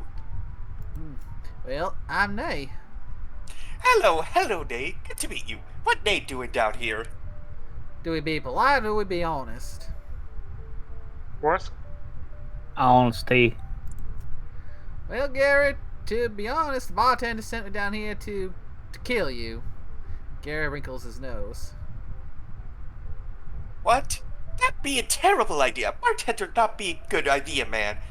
Gary wants to pop it, but not here. Too close to home. Gary wants to pop it far up high away. New Gary everywhere. Man, goblins are freaking weird. Settle down, Yeah, Gary. Yeah, goblins are like funguses here. Gary doesn't like to settle in. Gary wants to travel in and pop it. If they going far up and high away, maybe Eh? I'll think about it. So, Gary needs to spread his spores. Gary wants to pop it. Let Gary pop, Nay. We must all let Gary pop. Oh dear God, I can't believe it's that with a straight face. Think you can get a horse now and leave. Yep, because that's all we can do with what we have available to us. Mm-hmm. So which horse do you want? Can you sell me a horse?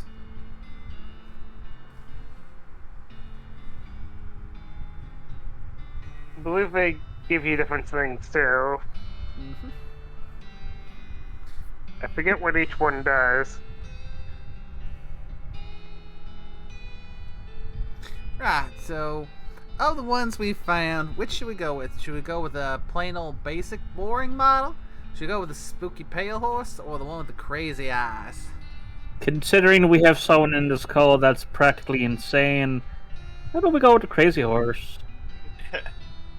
Give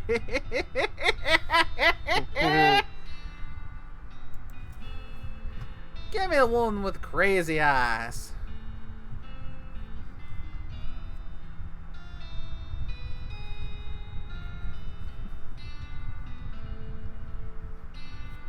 Oh, sorry. Okay, I'm gonna warn you. This horse has seen some shit, some stuff. Well, something's worth having me. Is something wrong with him? No, not such. He's perfectly functional. But Well, he's always sneaking off 1,000 snake culture, chewing the local weed that grows there. and that makes him see crazy things?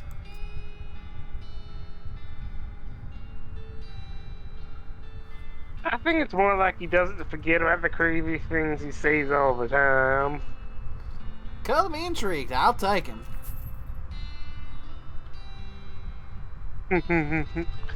Thanks, here's the keys. Right safe. You'll lose 1,000 meat. Let's give him a name. Satoshi? Then you can say you have to ride Satoshi. No, how about we call Widow Fox? And you just imagine that the Widow Fox, you're riding on top of it. Little Satoshi? A little fox is good though too. Fair. How about a little portmanteau of the both of them? Widow Satoshi. Oh, Widow Little Satoshi. Fox. Yeah.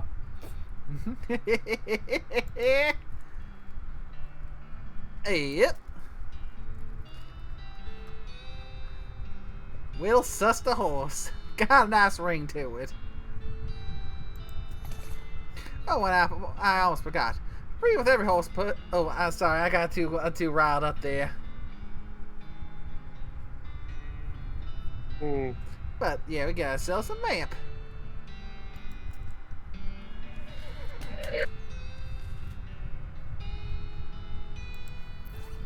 Right. Well, let's see. We've got the. Let's see. Let's take a look. The vomit skin enough does 45 damage. Cavalry Cell does 5 to 6 damage. But the vomit skin ice also allows us to collect skins from beasts after combats. Mm-hmm. What does the cavalry saber do? Nothing. Just a bigger beat stick. Ah, fair.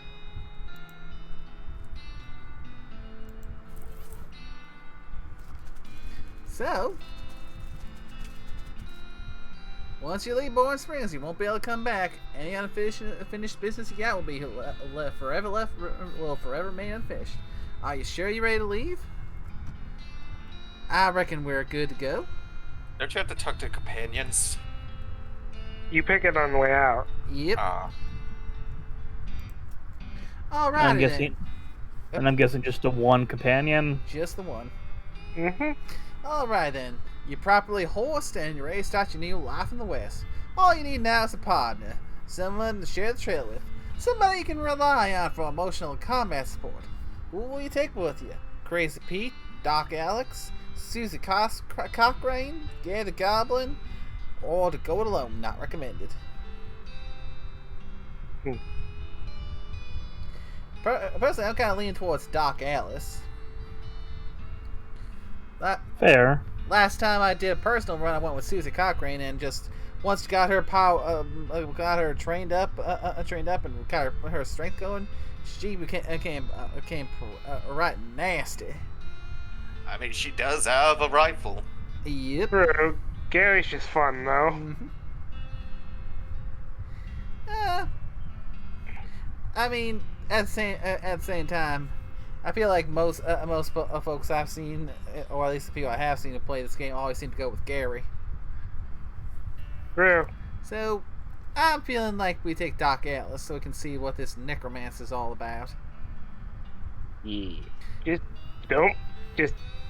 don't read too many necromancy books yourself. She don't like that. You knock on Doc Atlas's door and tell it's time to go.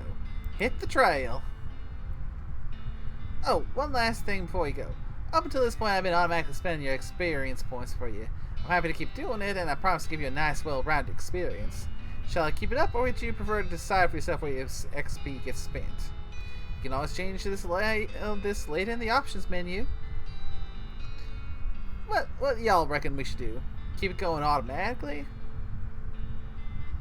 I mean, it feels like the option of going well balanced, or you can specialize. Well, well, like I said, we can always change it later. So perhaps we can start manually for now, and then see what options we have. Okay, you now have the option of turning yourself into some kind of unbalanced weirdo if you want. Open your character sheet when you want to spend XP. You check your map. You consult the southeast-west map the hostel gave you.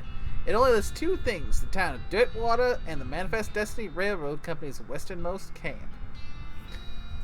So, let's head for Dirtwater.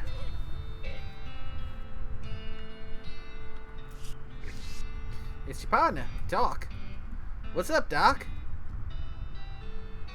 If we're going to look into this necromancer business, I figured we ought to start with the local cemeteries. Makes sense. Do you know where they are? Yeah, I did some research into the Territory Cemetery a while back. Territory cemeteries? To see if it was a pattern. You okay?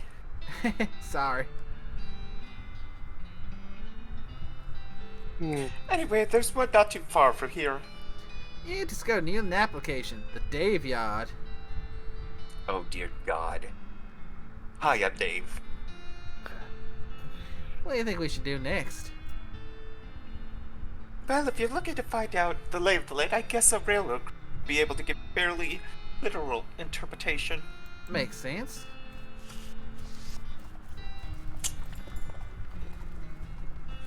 Oh boy, you're gonna see that special character here, I think.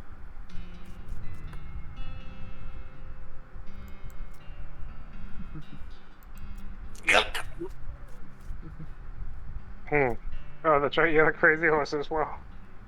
Am I forgetting about anything? Seeing about renting a room in Dirtwater. Nice to have a base of operations. Thanks for the reminder. Spittoon! Spittoon! Orsk! Oh dear. This is spittoon, which is sort of a brass bucket that people spit into, but instead spit on the floor.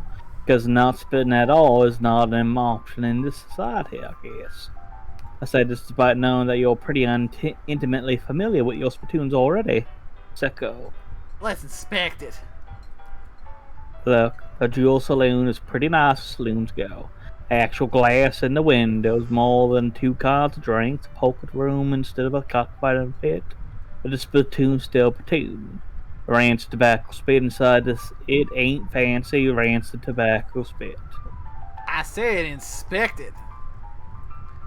Here we go again. Alright, fine. You're now hunkered down next to a brass fill bucket, which has probably never been cleaned or emptied because you're near the desert and the ambient humidity around here is pretty low enough that the spit evaporates nearly as quickly as it accumulates. So that's good, right? No, that's bad, because it's the only water part of the spit that evaporates. The brass bucket is half full of the rest of the spit, toxins and filth that don't evaporate. Several years' work. Distilled and concentrated until its consistency of molasses. People aren't allowed to flick cigarette butts into spittoon anymore because they bounce out. I'ma search it. You're about to put your hand into a bucket of something the color and viscosity of maple syrup, except instead of maple, it's flavored with the inside of the mouths of people who chew cigars instead of smoking them and have never brushed their teeth. Yeah! Glorp. Feels like putting your hand into a bucket of lukewarm tapioca pudding, except instead of tapioca, it's basically poison. Smells like someone ran over a skunk, waited a week, and then set it on fire. It feels like your hand's dissolving. Keep searching! You found something. You found a tacky, filth-covered porcelain cow figurine. Useless, disgusting thing that would make a great heirloom for your children, assuming you're still able to have any, and you hate them. Oh, Jesus. You have to hold this little porcelain cow upside down because it's filled with tobacco spit and you don't want it to spill out the little hole bottom of it. This item goes in your offhand. You get a +3 to your melee attack damage and your spell damage. That's pretty good, actually. Hooray! Yeah, the spittoon item's actually pretty good. Absolutely disgusting, but Yeah. I think you could see why we said that you had to read them.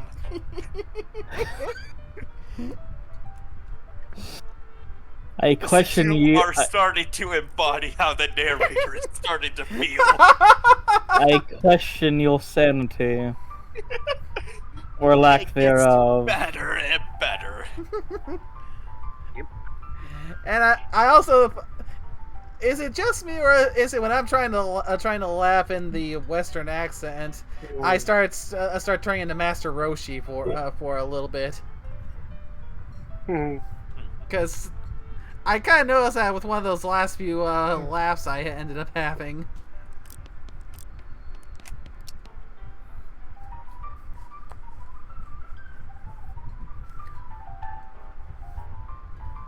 Well, howdy there. Oh, it's nice to see a new face in town. Welcome to the Jewel Saloon. Ah, thanks. I'm Nay. Glad to know you, Nay. Folks around here just call me Lloyd. What can I do for ya? Nice to meet you, Lloyd. I saw a sign out front advertising a room. That's right. Finest room in the house, and plenty of room for your partner, too. You interested? How much does it cost? Well, you're in luck. The previous tenant was a banker fella, and he paid a month in advance, right before getting himself killed by Bit. You seem like the decent sort. So the room's yours if you want it. Wow, great. Geez. So yeah, you guys sell us a free room. Also, I just noticed, I like how they're sleep fighting. These guys must have fallen asleep during the brawl. I hate when that happens. You know, if this is supposed to be like Western accent, right? Mm-hmm. I feel like they messed up when he said, "What can I do for you?" He should have asked, "What can I do you for?" Because remember, that's the thing AJ says to Twilight. What can I do you for? Yeah, need help with anything? Well, if you aren't dealing with type mechanical stuff, something's gone wrong with our piano player. The music sounded a little off. Yeah, it's not supposed to sound like that. I'll see what I can do. Thanks. I'd poked around it him myself, but I lost the key. This is suddenly taking a strange turn. No. These guys are having a spirited discussion about guns, of which of theirs is which of theirs is nicer. The old man stares off into the distance, listening to the piano. He doesn't react to you at all. Piano player is not very good at his job. Try and fix him. You lift up the piano player's coat to reveal the hatch on his back that leads to his innards. It's locked, but it's not a very good lock. Ooh, we need lock picking for that one. The man points to the side of the counter. Slop. 5 meat. I think we're good for now. There's a sign that says see bartender for dots. Hey, how come they're allowed to drink without hats on?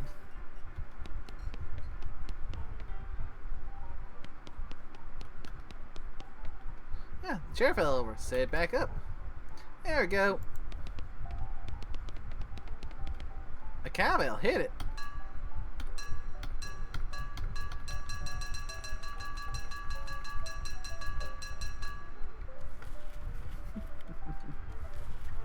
Kitchen. The lady's too busy washing dishes to pay attention to you. The shelf is full of canned and bottled ingredients and boxes of slop helper.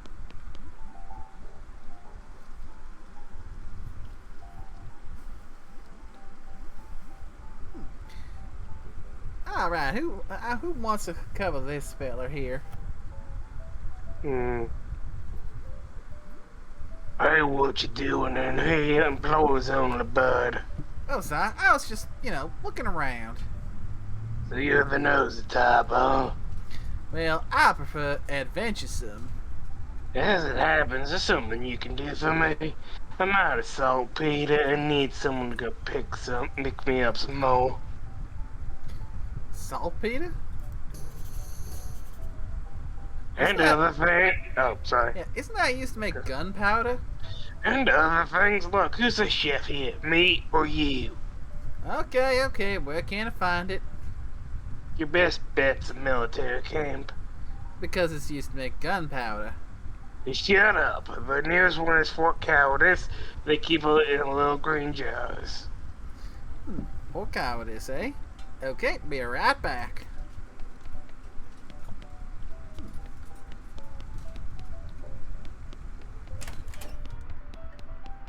What is a food preservative?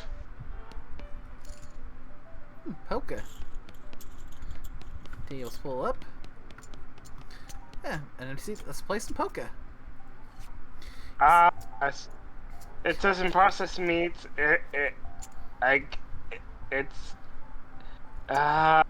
So that's what you use it for. Oh, using thickening agents in some soup. Yep. You sit down at the poker table. A dealer emerges from somewhere in the back and sits down next to you. The lady to your right introduces herself as Mary, and the player to your left says his name is Shane. The dealer tells you that the ante is 20 meat. Sanity up.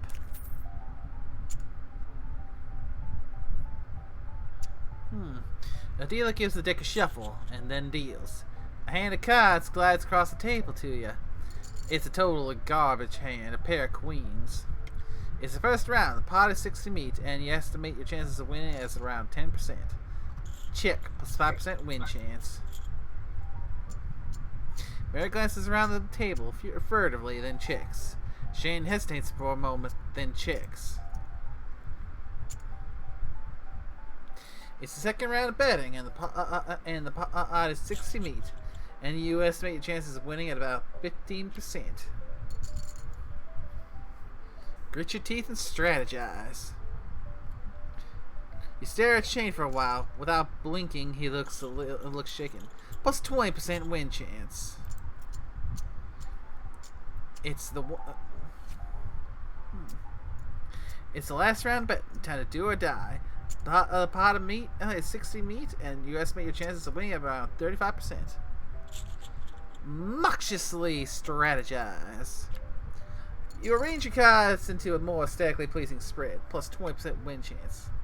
Reveal your cards. You grin and reveal your hand, a reverse straight. Mary grumbles and turns over a straight. Shane turns over a full house. You lost. Boo.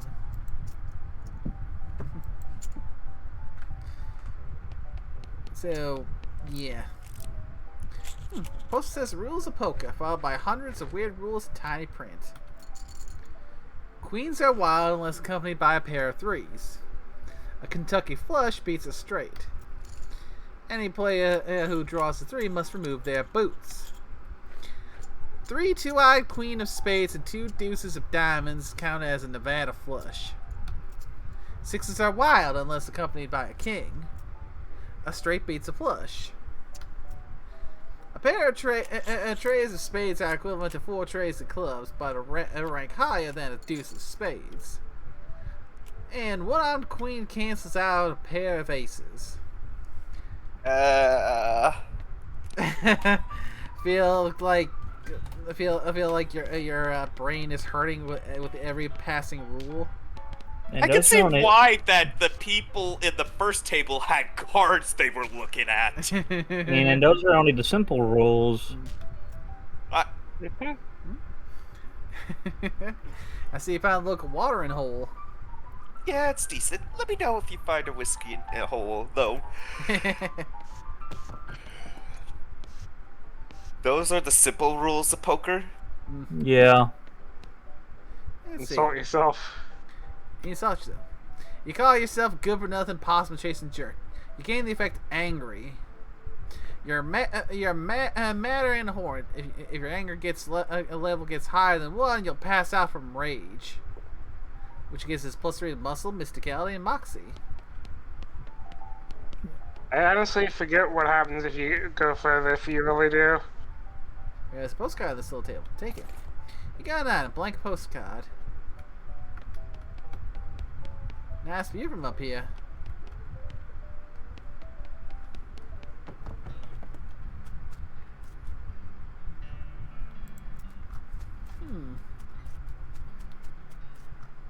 The Dirtwater Mercantile.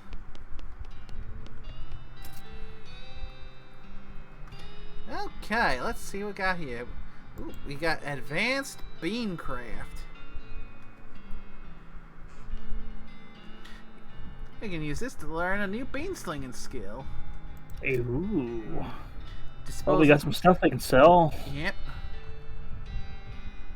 Disposable binoculars.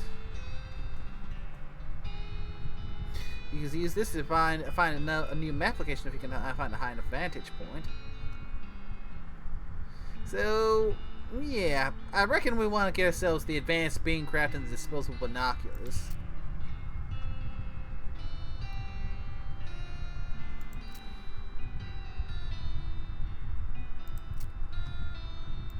Oh, thankfully we already have a shovel. Mm-hmm. So, let's sell the gold tooth. That'll give us enough for the advanced beancraft. Yep. We can sell the silver cufflinks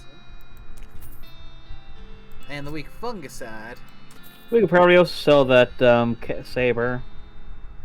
Yep, it's a little stronger, but we're mostly using our gun. Yeah. The varmint rifle, the varmint knife is better because that does give you stuff to sell. Yep. Well, that and the sabers also, it feels like it would work better if you were the cowpuncher or melee build. Yeah. Reaching the limit of what we can safely sell. Because, the cactus beer and the turnip can give us a stat boost for the remainder of the day. Yeah. And dynamite could potentially have some use outside of combat. Mm-hmm. So I guess it means now, do we go for the advanced beancraft or the binocs? Probably the advanced beancraft. I vote the Beancraft. It sounds like you need to get up to a certain spot in order to actually use the binoculars. Alright. We'll have to come back once we've got 200 meat. Although I don't know why they're disposable. Yeah. You're talking about a game that hasn't taken itself seriously. In fact, I'm surprised you currency haven't is asked made. what about the cow incident is that they keep talking about. I mean, the currency is meat. There's a recipe that's been scratched out and replaced with a bunch of paranoid, insane scrawlings. Gives Wary a skill that increases your maximum AP. There's a recipe for a wall-shaped pile of beans that looks pretty interesting. Gives you Bean Wall, a spell that will create a wall of beans and provides cover from ranged attacks. Oh, that's what was happening. We kept on trying to shoot in that fire. We needed to use melee. Yeah. Mm-hmm. It shows how long it's been since I played this. There's a chapter about cooking dishes so small they have to be served intravenously. Gives blood beans, a skill that lets you regenerate health during combat. Ooh. I'm leaning towards blood beans. Well, Blood beans beans. and then bean wall, because when you go to the military base, you're gonna be facing a lot of gunmen. Hmm. So do we only get one of these, or do we get all three? I think Well, probably you gonna get be just the one, but you can always get more books. Yeah. So it's which one do we want to get first?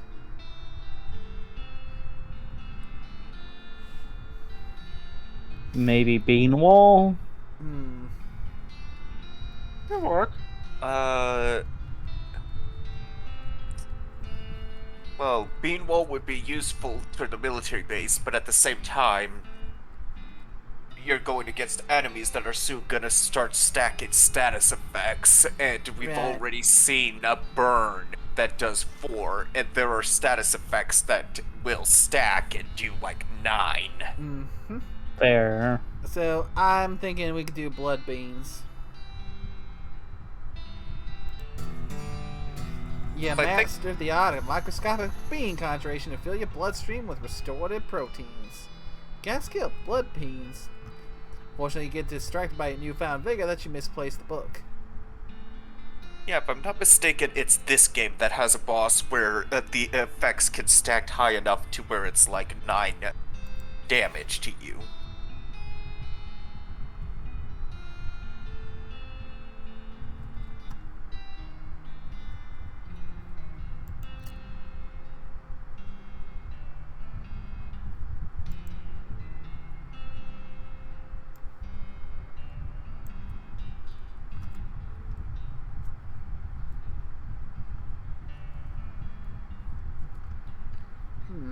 Alright, let's go and use these consumables to up ourselves.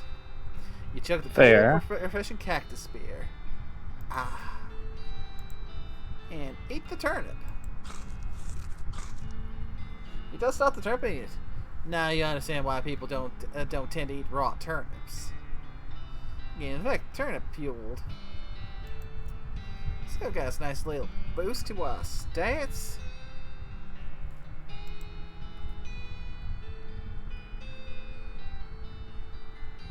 It's the kind of infinite beans do. That's what they originally gave you. That gives you +1 spell damage, +1 muscle, and +1 moxie. Ah. Versus where here we're getting +3 spell damage. Yeah.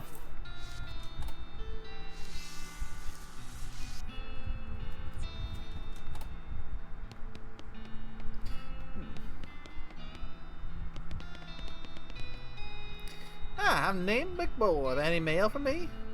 Nope. Darn. Well, I'd like to send a postcard. Alright. I have it. You write up a quick note to Rufus. Let him know that what you've been up to and that you're okay. That'll be, oh, it's one of them prepaid ones. That'll be 0 meat bed. Thanks. Mm.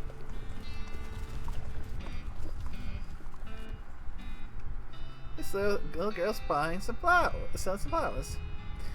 50 meat per a flower? It's useful. That's outrageous. It is useful. I'll take your word for it.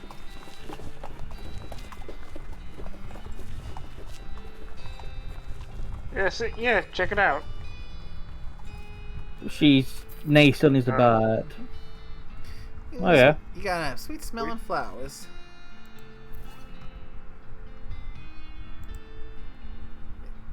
Yeah, that's why they're useful. Ah, this one goes in your offhand, so 15% stench resistance.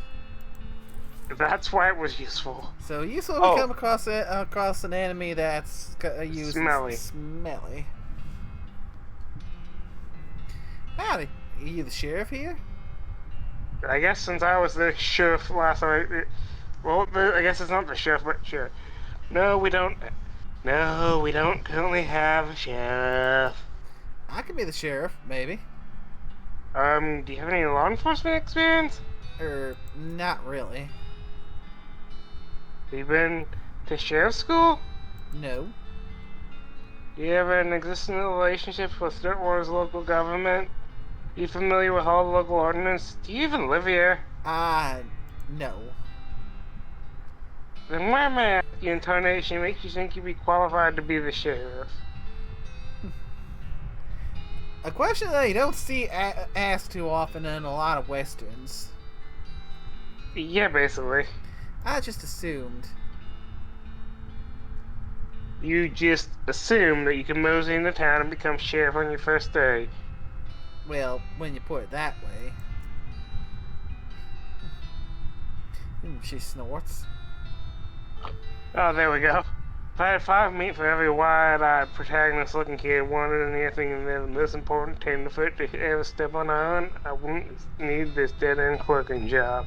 Sorry. Calling out the trope. It's okay. Like I said, it happens all the time. Offer to help. Need any help till you find a new sheriff? Sure, here any good with a gun, there's always somebody needed some justice. One of us is back there, sells over yonder. She points to us behind her and off to the right, respectively.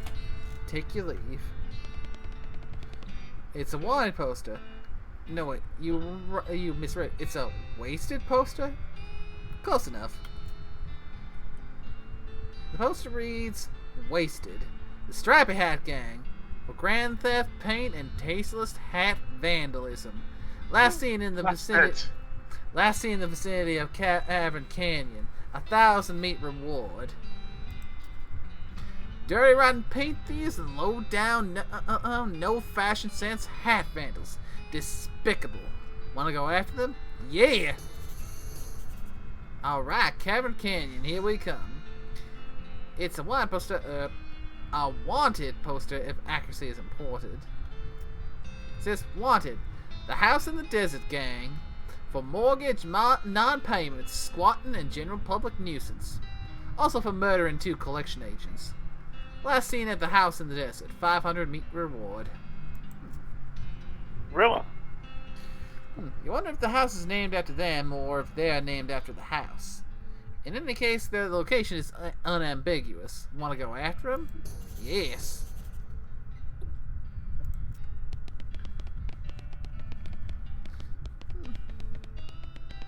Lots empty cells here. And an empty cell, it's all ghostly. See, that's how you capture ghosts.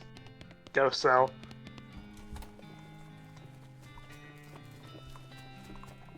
That lady looked angry.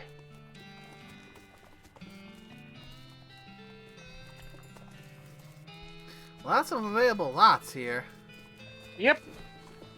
No, available past this point.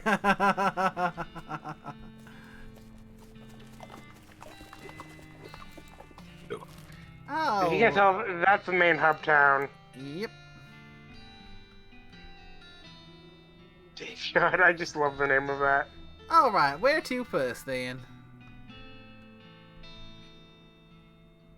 Why don't we start at the Fort Railroad and then work our way down?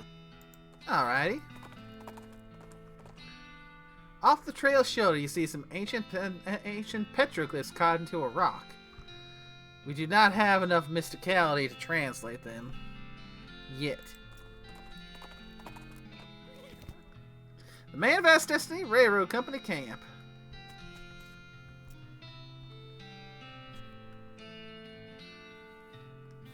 Looks like there was a rock slide or something. This train won't be going anywhere for a while. I wonder if we can help somehow.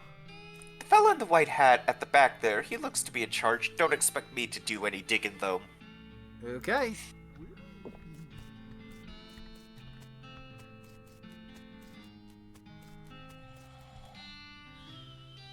This guy should never be put in charge of a switch.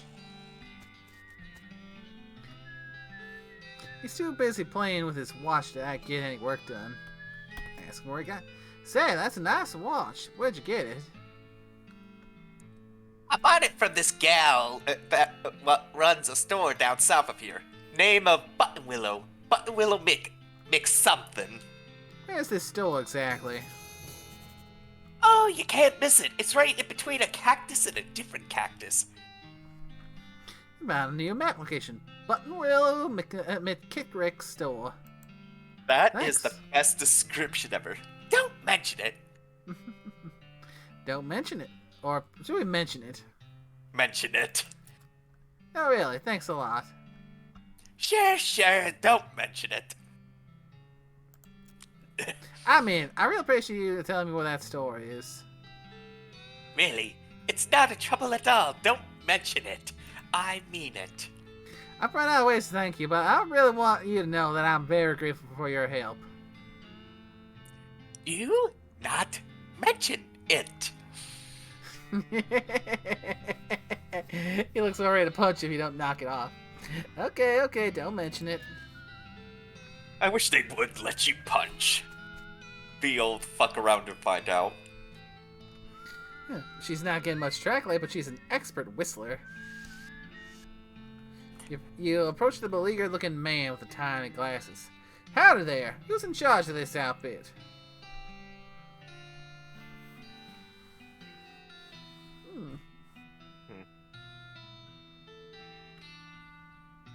If I'm being charitable, I'd say that the fellow over there in the white hat is the foreman.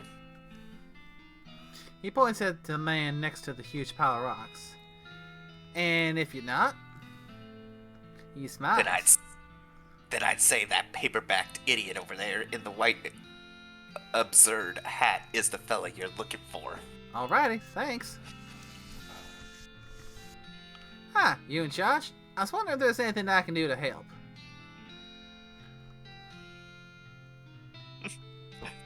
You want to know something? I love trains. Oh? Ever since I was a little boy, huge, magnificent, roaring iron beasts, they were magical to me, like dragons. When the opportunity arose to take management of this rail line, I jumped on it like a shot. And you know what I learned? What's that? Organization and building and running one of these operations is the most amazing pain in the ass you will ever imagine. You want to help? Congratulations. You're the new foreman. I'm going to play with models.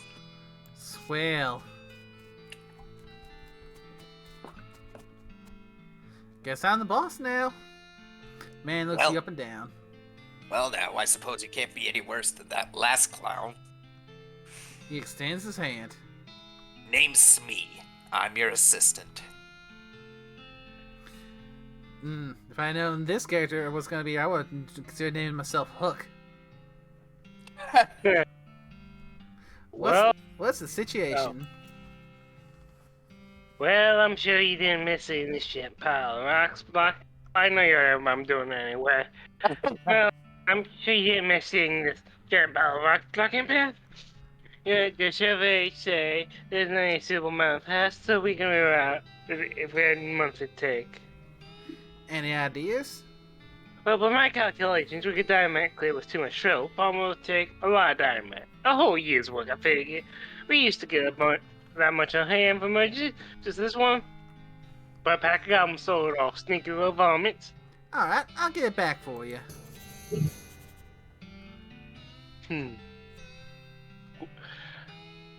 Glad to hear it. The goblins are holed up in Gustavin Gulch. It's a real rough place. You might want to spend some time getting the lay of the land and honing your fine skills before you head that way. Especially if you plan on going guns a-blazing. Hey, discovered a new map location. Gustavon Gulch.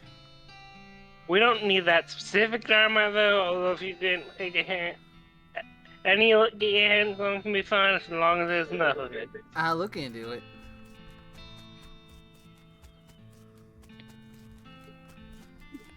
Yeah, there's no reason to try and do it in one day.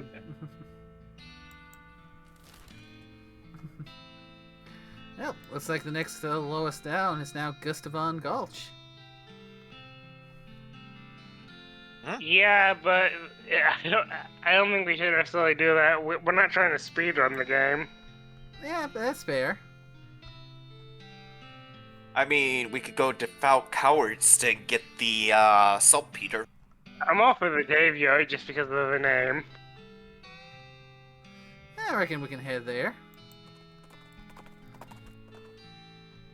You notice a smoldering hole in the ground, recognized as the habitat of the southeast western coal snake.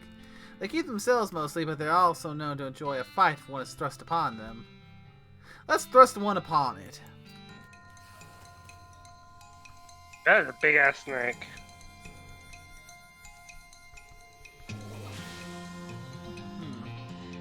All right. So now with our current gear, our lava fiber is going to be doing 14 points of hot damage.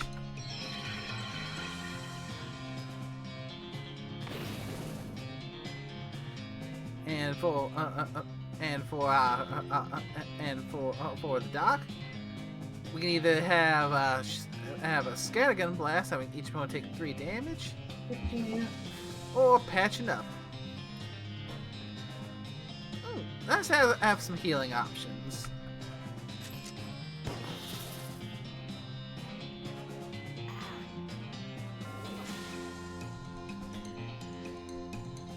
Oh, the melee attack's gone up. Oh yeah. Yeah, we got a snake venom bladder and some cold snake skin.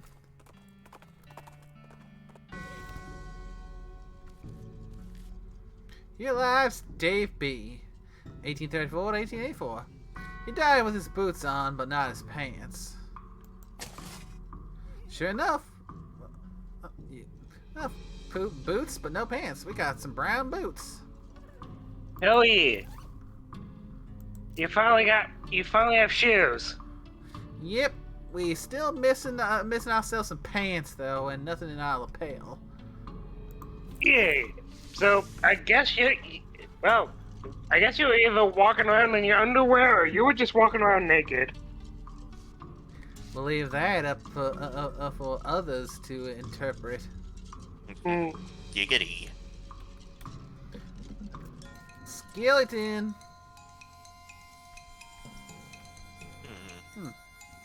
Oh, snake venom bladder. Poisons the target. I don't know if you could poison a skeleton, technically. Yeah. I mean, so Dave. Yeah, and if I'm not mistaken, there's a way that you can go and level up each of your different partners. Like, for example, Susie Cochrane, you get by killing cows. With Gary, you feed him mulch. I'm gonna assume the dock is a whiskey or beer. Yep. Hold on, I got the thing. Yeah. With it's mentioned Alice picking up a bone and examining it carefully, I think it might be killing skeletons. Oh, because Fighting the undead in general. Yeah, here lies Dave C. 1828 to 1884. Went down in the theater. Here lies Dave J. 1826 to 1884. Rap-a-pa-pow. These remains look pretty restless. Let's put them down for good.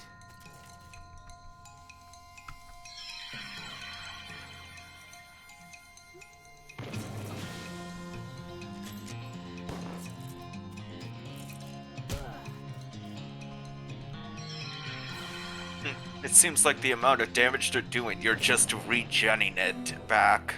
At least at this current level.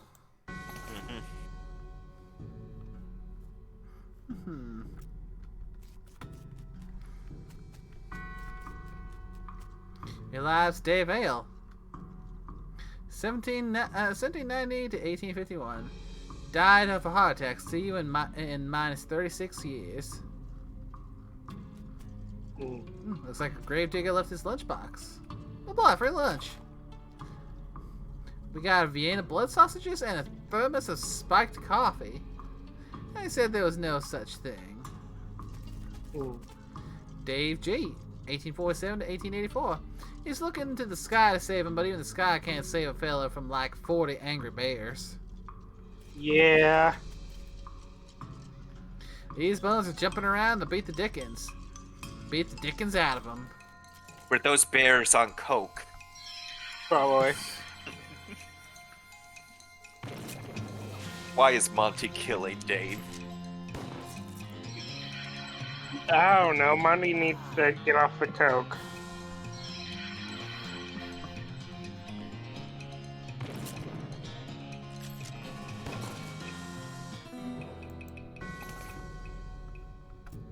You know, speaking of a level, do you have any new level ups since we did the switch and it's not doing it automatically?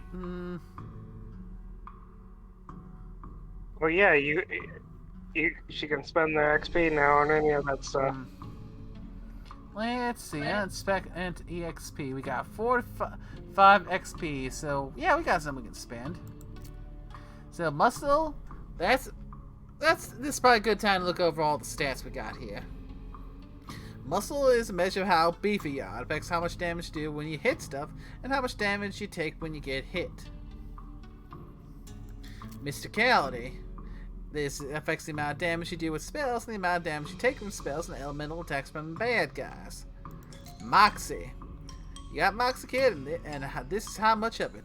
Moxie affects how much damage you deal with shooting, and how much damage you take when getting shot. We got Grit. The extent to which you are truly gritty. The higher it is, the tougher you'll be. At the next level, it'll raise up our maximum HP, our stomach capacity, and our pain tolerance. Well, HP, pretty straightforward. How much food we can eat before we need to take a nap. And how angry we can get before we pass out. Gumption. Your level will get up and get her done. The higher it is, the quicker you are. This affects our speed, our maximum AP, and how many potions we can use in a day with the spleen capacity. Then we got Glamour. Glamour's your appreciation for the finer things in life. As it increases, you'll be able to consume more cocktails and also be able to afford more of them. So it'll give us things like how much meat drops, how much stuff we'll find out in the world, and how many alcoholic drinks we can drink. Hellbender. You tamper with the forces of nature, making you yourself a force of nature. This affects spell damage. Outfoxing. But probably just give us more options for where outfoxing comes into play. Foraging. So this one's gonna require a whole lot of XP, because at level 2 of 3 we'll be able to forage for high quality goods from cacti, and then blood beans. So next level we'll regenerate 5 HP per round. Plus, we can also level up respective skills, which will raise the armor. We've only got 45 XP right now, so we don't have a lot we can spend it on. So, what do y'all reckon we should spend it on?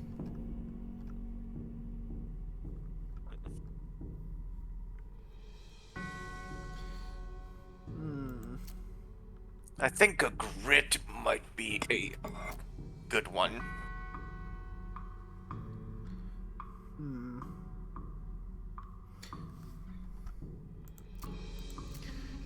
Part of me is looking more forward to the lava five and the blood beans. I know those were two that came, as well as maybe Mysticality.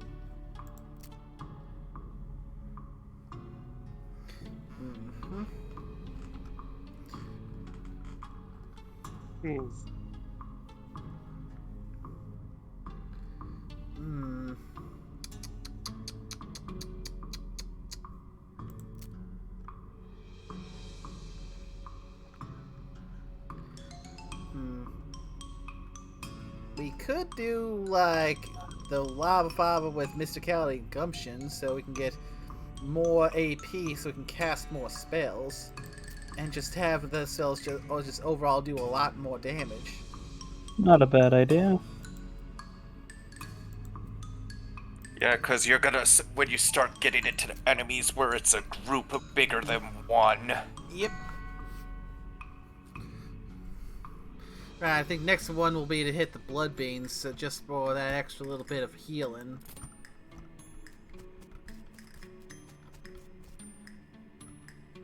It's a pile of bones that isn't moving around for a change. Dig through it.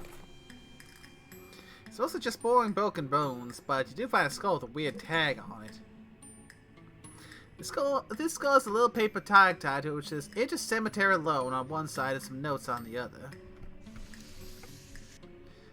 Dave G, 1860-1884. Murdered by a different fella named Dave G. Dave D, 1848-1884. The truth was out there.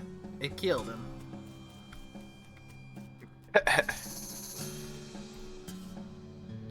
We've got the Dave Yard Mausoleum. This is one of those things they have in mausoleums. You know, one of those big marble things with drawers full of skeletons. You can open one for a fight, or open a whole bunch for a bigger fight. Oh, this could be a nice training area for the dock. I would say do a big fight. Well, probably, yeah, maybe. Yeah, let's just take a little see how it does with the one.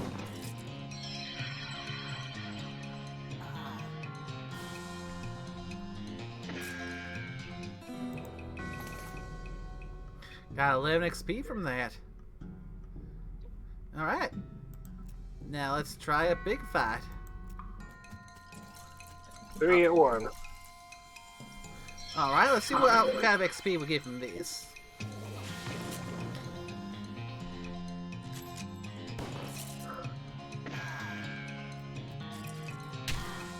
Ow. So a Skelly Mage.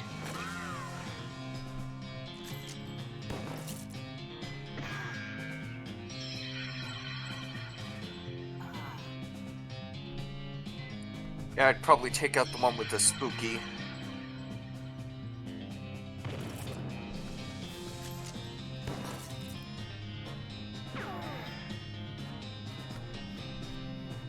Yeah, I reckon that once we wrap up the stream, I'll probably have to do a little bit of grinding here. Oh boy.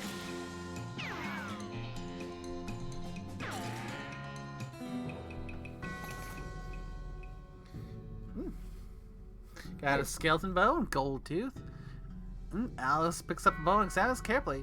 Her eyes light up. Eventually, she's had an epiphany of some sort. Alice has become stronger. Alright, let's do another one of those fights just to see what she's doing now.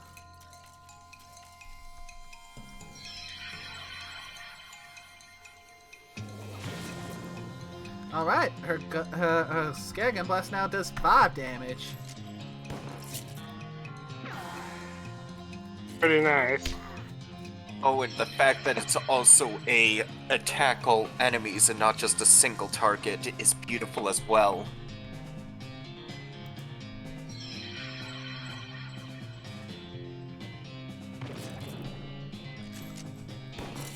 Yeah, that is good that it's an AoE attack.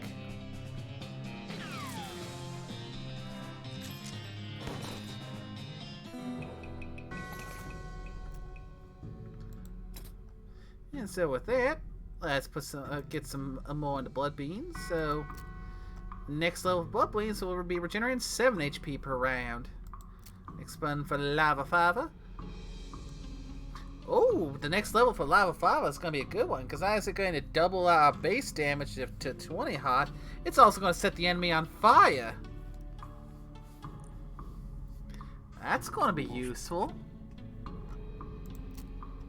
And let's level up Hellbend to 2 while we're at it. Next one will raise it from 3 to 7 spell damage.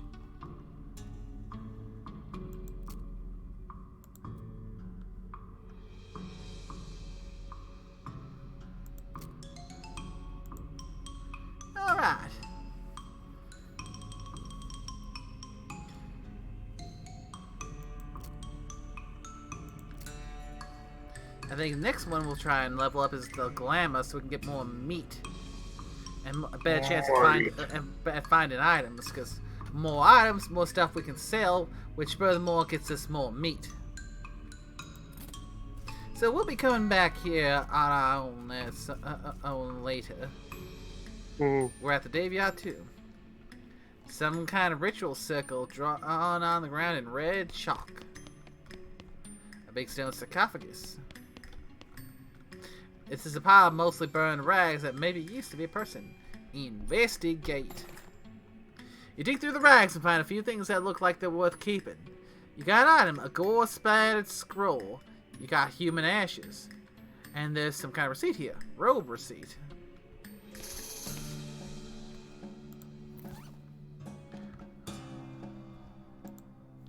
The scroll is almost too covered in blood and viscera to read. Lucky for you that you've gotten all that practice reading inside of a dog. I reckon we don't even need to ask for that. You scrape the largest of the giblets off the scroll and read it. It says to take a pile of human ashes, spread them out in the shape of a person inside of a red chalk ritual circle, and sprinkle them with stardust and place a mostly perfect, or better, glass sphere where the heart would be. And that's the gist of it. The actual text is a lot more these and thous and such as like that. Plus there's a bunch of weird gibberish you're supposed to say out loud while you're doing it. Okay. Let's examine the robe receipt. There's a receipt here for the delivery of 150 black silk robes. Sounds pretty ominous.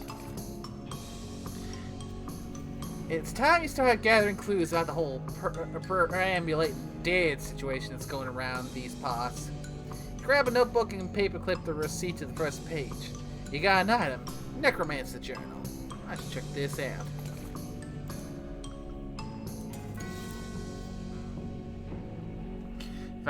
Now you open your Necromancer Journal and examine the information you've collected so far. You found a receipt for a delivery of robes. Looking at it more closely, you see that there's a surcharge for a delivery past Boulder Pass. That means the Necromancer's lair is definitely west of the mountains. Good to know. Looks like that's everything you got so far.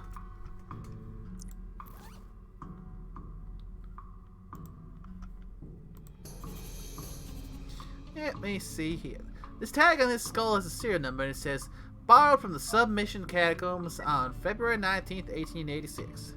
Jesus, thing's really late. The back of the tag has the catacombs address on it. You discovered a new map location, Old Mission. Skulls, check them out.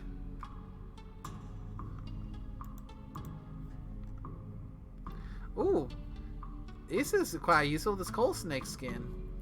You put it on your hair to add 3 moxie. Might want to hold on to that till we can potentially see if we get a second hat that's got more mysticality to it.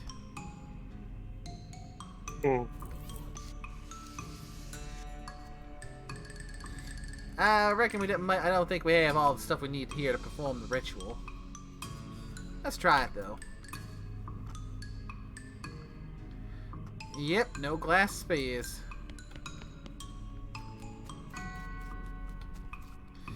Yeah, definitely coming back to the Yeehaw Mausoleum once we're off stream so I can do some grinding to level up a bit.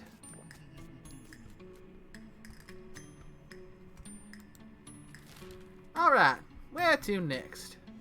Desert House? Cavern Canyon? Fort Cowardice? Or Button Willow Store? I want to see what Button Willow's Store gives. You hear a rustling sound, trace it to a small gulch nearby.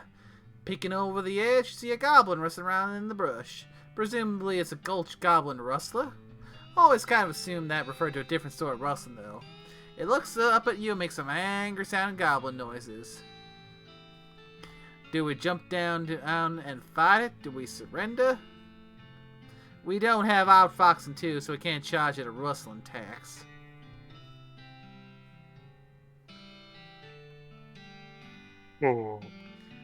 So, fight or surrender?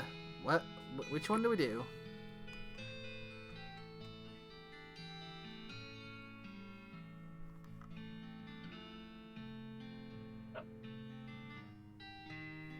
Hmm. A brief fight.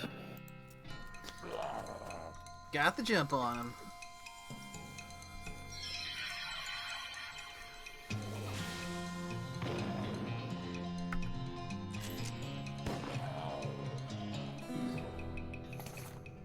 You climb the goblin, find some goodies in the shrubbery he was rustling. You got an item, goblin sandwich and goblin pistol. Gain 27 meat. Oh, let's take a look at this, because we have deputy pistol, which does 4 to 5 base damage. And goblin pistol, that does 1 to 15. Goblin manufacture usually involves randomly welding things together until they do approximately what you want, and this pistol is no exception. So the goblin pistol, it has a chance to go much higher than the deputy pistol, but also a fair bit lower too. You know what? It's basically rolling the roulette. Yeah. I mean, even look at how it looks. The pistol's just a bunch of dye. Hmm. And the goblin sandwich. This is both a sandwich for goblins and a sandwich where the meat is goblin.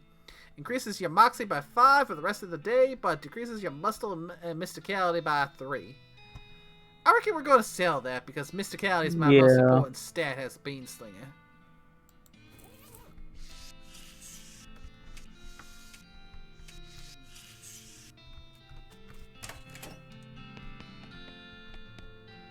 Woman behind the counter stares with you with a huge grin on her face. She gestures at the goods she's got for sale. Take a look. Alright. She's got for 300 another advanced beancraft book. And bar soap, can of oil, some cheap tequila, cheap whiskey, cheap wine, a crowbar. We could have used this a bit later, a bit farther back. Oh, Locks and how to pick them. Oh yeah, we're gonna need a lot more meat for that. Cause look how much meat that is. You can also get a needle. Yeah, we can get needles. We can get both of those.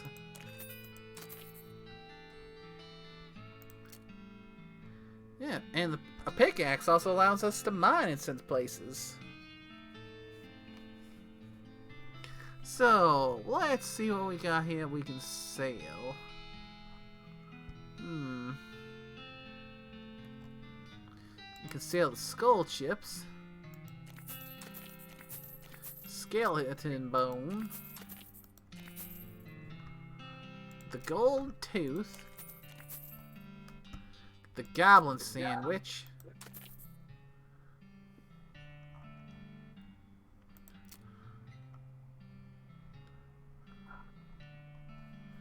And I reckon that's the list of what we can sell for now. Only leaving us at 108 meats, so we can't exactly afford any of the stuff that we could need to get, like the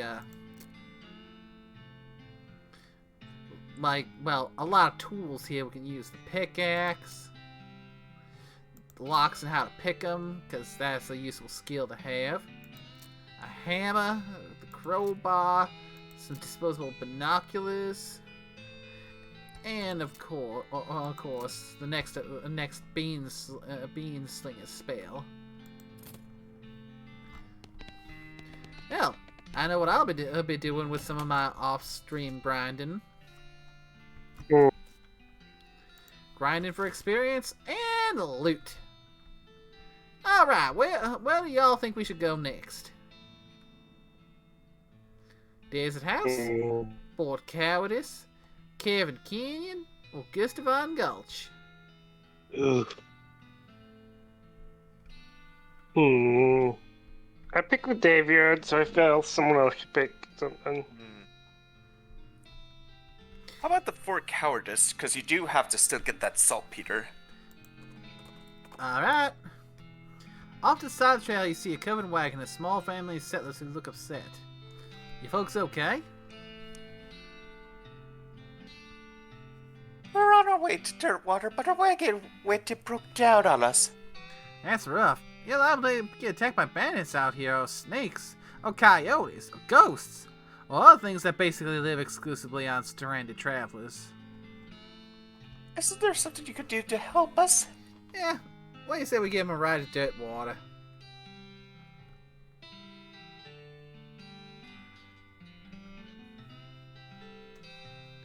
Or do we leave them to their own devices? The family. I don't think we should be cruel to them. Alright. Alright, I'll give you a... Wait a minute. You got two horses hitched to this wagon. Why don't you just ride the horses? What? You know how to ride a horse, don't you? Just ride to dirt water. But these are cart horses. Oh, for the love of... Help them ride the dirt water. You have to confuse others, figure out how to sit on the back of a cart horse and lead them back to dirt water on a rope. You gain 10 experience.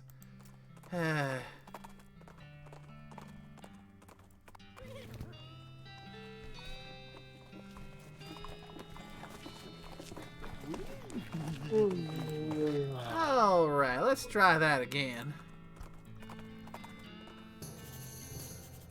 Your keen eyes detect a secluded cave near the distance. Exploring would definitely be a good use of your time.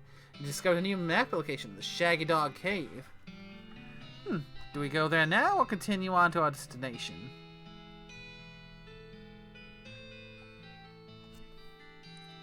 Continue to the destination.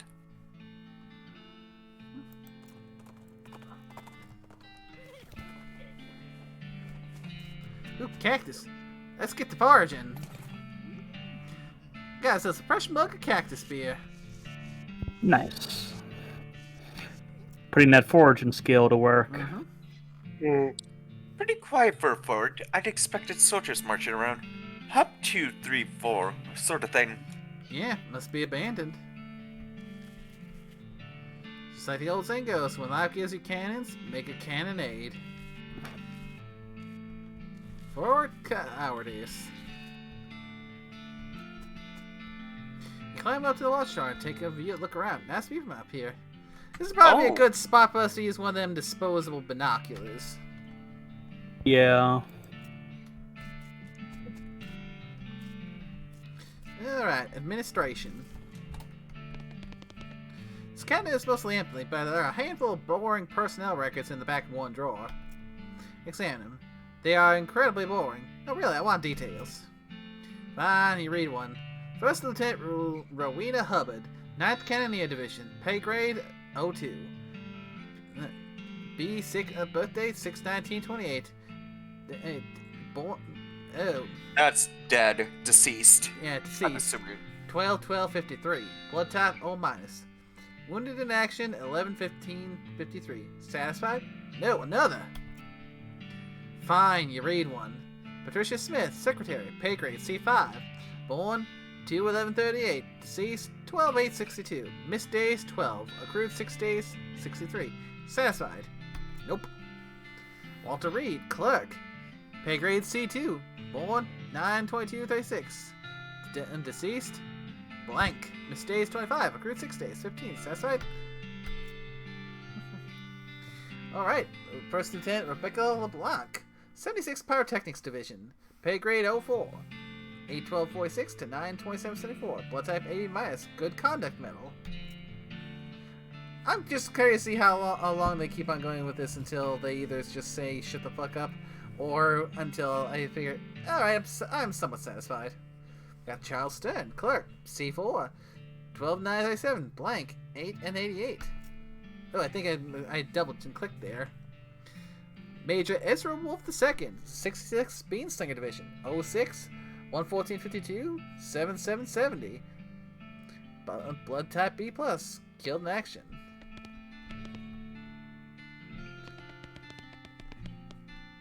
Yeah, there's some good mess left. We got military grade whiskey and hardtack. You know, considering it's hardtack, well, you know it's good because that stuff is built to last. A spice rack. Ooh, a shaker of saltpeter.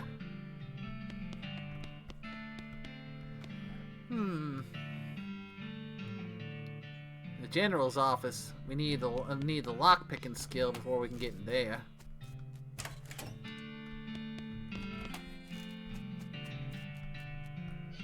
You hear the sounds of several goblins snoring inside this tent.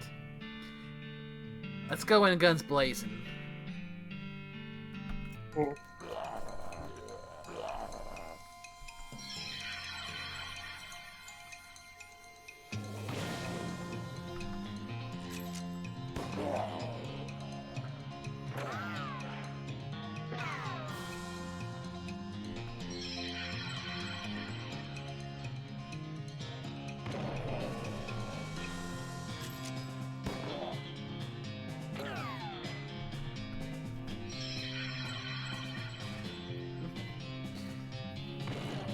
Yeah, now we can fire 3 spells. Woohoo! You've heroically defeated the sleeping goblins who were guarding their beds. Head into the tent. Empty footlocker. Hardtack and a chemical bullet. Lockpicking. Armor field trauma kit and hardtack.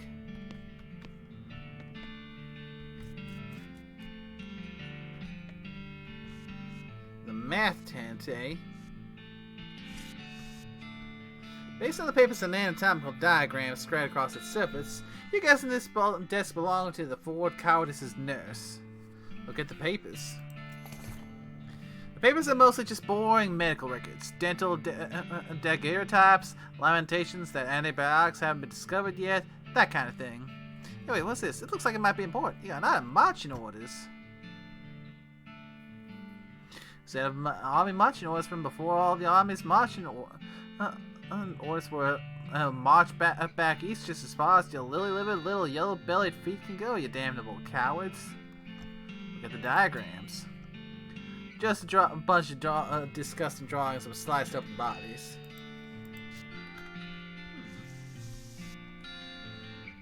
Yeah, this shelf still has some unlooted medical supplies. Render them looted. Got 2 army field travel kits and some military-grade whiskey. The safe is able to control substances. This must be where they store the really effective stuff. But we need Safe Kraken 1 to get that one. So more than just lockpicking, we need Safe Kraken. This sign has the goblin word for toilet on it. The sign says toilet and goblin, which makes it seem pretty likely that the goblin will use this tent as a toilet. No way are you gonna go in there. It's a good thing you speak Goblin. Mm-hmm. Yikes, this mishap definitely got somebody fired. It's an unusually sized cannonball. Take it. Ooh, it's heavy. You got an item. Demi-colorin cannonball.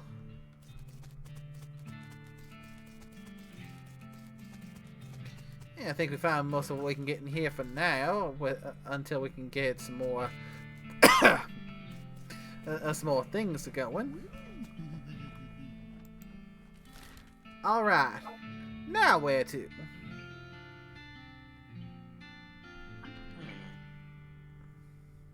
Should we hit the Shaggy Dog Cave we discovered while we were wandering? I think we should. Yeah. And they'd be ready to give the saltpeter. You notice trails of burnt vegetation off the side of the trail, which can only mean one thing. A hell calf is grazing nearby. We found ourselves a cow! Track it down!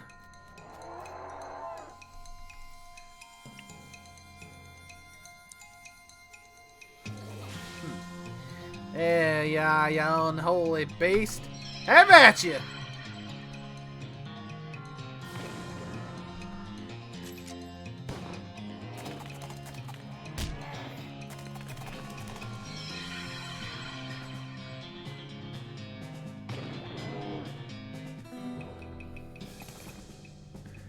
Alright, we got ourselves a roasted cow tongue. And we skinned the cow, so we got some extra thick leather. Moo indeed.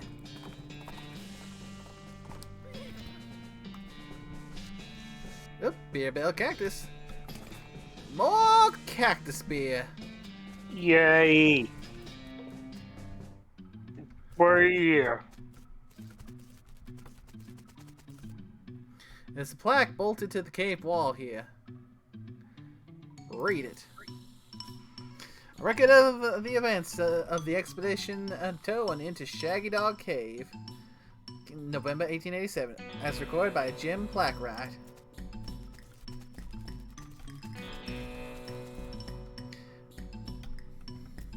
Having acquired through various and sundry means a story which is interesting in its own right, but better saved for another time, a map purporting to lead into a large cache of jewels and ingots of precious metals hidden by the infamous highwayman and train robber Black Coal Jr. in the years before the cows came home. I, Jim Plackwright, along with 3 compatriots, though these being Nathaniel Wyman, Cyrus Howard, and Douglas Watts, set out to find Shaggy Dog Cave and the aforementioned treasure.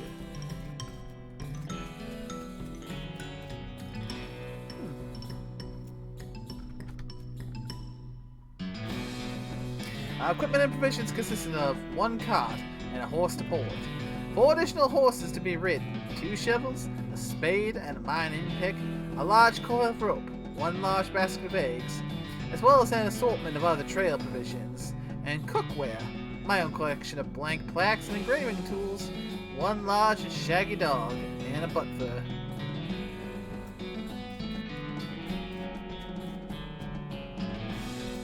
After traveling 2.5 days to the south and east, we arrived at a small town named Dirtwater, the largest settlement in the vicinity of Shaggy Dog Cave.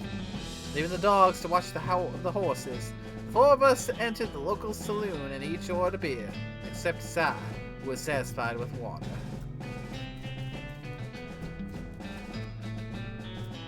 The barman provided our drinks as requested, then withdrew a small wooden box from underneath the bar, asking us if we cared to witness something real interesting.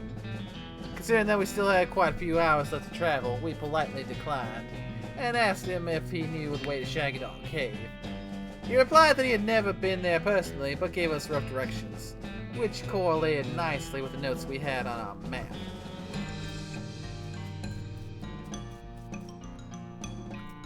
Upon leaving the saloon, we discovered to our dismay that some unknown villain had tampered with our wagon. Fortunately, the only supplies missing were the butt fur and the entire basket of eggs, apart from one that Doug had concealed within a pocket for safekeeping. We also discovered that the dog had absconded with one of the horses, forcing Nate and Si, after drawing the lots, to share.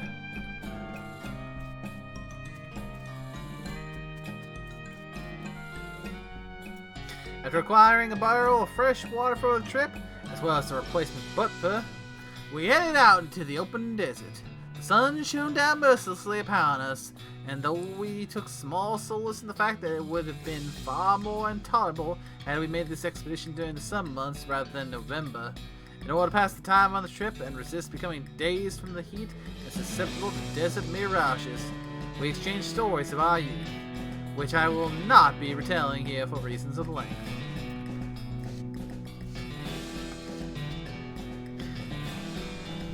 However, I will relate to you 3 odd occurrences that happened to us during our trek through the desert. The first was 2 or 3 hours out of Dirtwater, when Nate noticed a glint of sunlight upon a metallic object partially buried in the sand. This was revealed to be a brass oil lamp of foreign design and manufacture, which fortuitously still contained a quantity of oil. Deciding this might come in handy, we stashed it in the wagon with our other tools.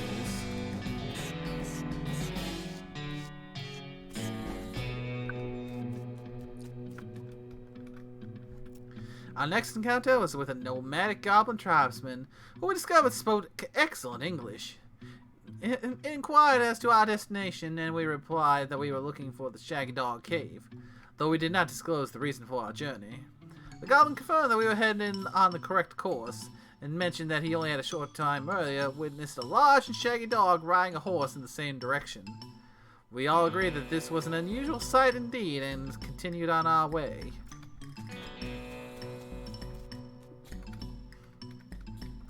Sometime later, we encountered a large adobe hut. occupied by two identical seeming old men with wild hair and long white beards. They invited us to take shelter from the heat, which we gratefully accepted, and introduced themselves as hermits. This struck me as peculiar given that there were two of them, but I felt it would be rude to question them on that point. One of the hermits confirmed that we were near Shaggy Dog Cave, and the other hermit confirmed that what his brother said was true. They also commented that they had seen a large and shaggy dog riding a horse in that direction. We all agreed that this was an unusual sight indeed. The hermits refreshed our water supply in exchange for our butt fur, and we continued on our way, excited to finally be nearing our goal.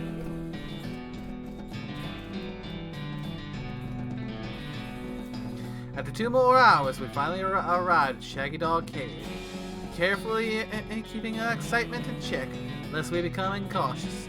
We unloaded our equipment and supplies from the wagon and took a brief respite in the cool shade of the cave entrance. To celebrate our arrival, Doug unpocketed and shared the egg he had saved from our basket that had been stolen in Dirtwater. Once we were rested, we decided the time had come to explore the cave. Discovering that we had neglected to pack torches, lanterns, or any other light source with which to illuminate the cave, we declared that it was indeed fortuitous that Nate had discovered that antique oil lamp during our travels. He gave the brass a quick shine, then lit the wick, and we were relieved to discover that it lit easily and provided a very adequate amount of light.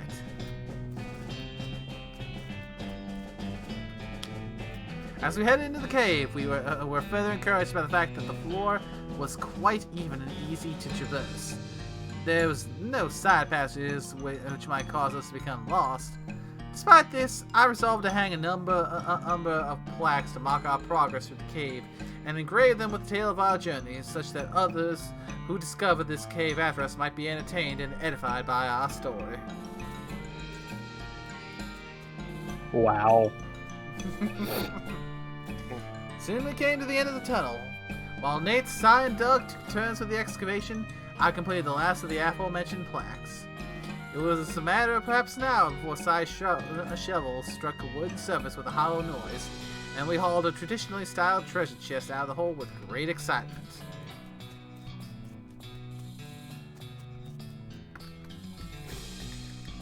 The chest was locked with an ancient and rusting iron padlock, which broke easily from a single swing of our pickaxe. We opened the lid slowly, and the flickering light of the antique oil lamp shone brilliantly upon jewels of every color and shining ingots of precious metals, just as promised by the legends of Black Coal Jr.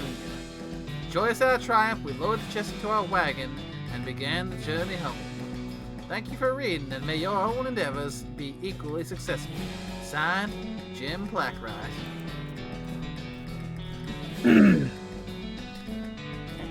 Wow. Yeah, all that for nothing. Yeah.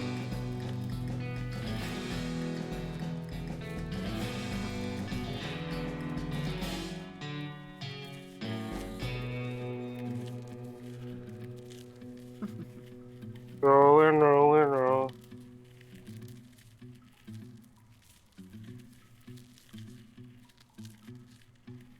So there's absolutely nothing in here. Nope, nothing at all.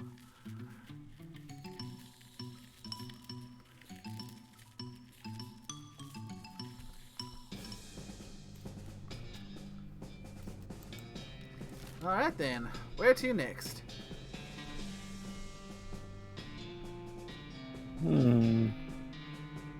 Maybe the house near ya? Alrighty. You encountered an overturned wagon surrounded by ruined books and broken pairs of spectacles. Looks like a family of especially illiterate homesteads met an untimely end here. Tragic. Look through the wreckage. Oh! Ooh. You pour over the detritus and manage to find exactly one book that's both undestroyed and remotely interesting to you. Advanced Speedcraft Volume 20. Nice. So what does that give us? We'll find out. As you dismount and approach the house where the bandits are holed up, you hear a voice from inside say, what was that? Uh-oh. Looks like you're going to have to be sneaky if you want to avoid a full-on fracas. So, Sneaky is my middle name, or just okay? Probably the middle name. Wait, really? Hmm? So we go yes or no? Just kidding. Let's keep down this track. Yes. That's a Nikki, yes. Yeah. Yes. Yes, Nikki is my middle name. Okay, if you say so. Thanks. So your name's Sneaky Mick. Okay, let's check that book. Okay, so now we can. This one still gives us the option for Wary and Bean Wall, but it also has a new one called the Old Bean. There's a list of meditation techniques to help you concentrate while cooking and/or fighting. Use the Old Bean, a skill that temporarily increases your mysticality during a fight. Yeah, I was about to say, technically, it's use the old bean, not old bean. Yeah, use the Old Bean. So, should we go for Bean Wall like we were originally planning? May as well. Yeah, Beanwall might be more helpful to at least avoid the ranged attacks. Hey. You practice making hills of beans flatter and flatter until they become walls. You got a skill, Bean Wall. Unfortunately, just as you find a master technique, you drop the book on the other side of one of the walls and lose it. It's a nice touch that they come up with so many fun ways to make it so to explain why your one-time use items are one-time use.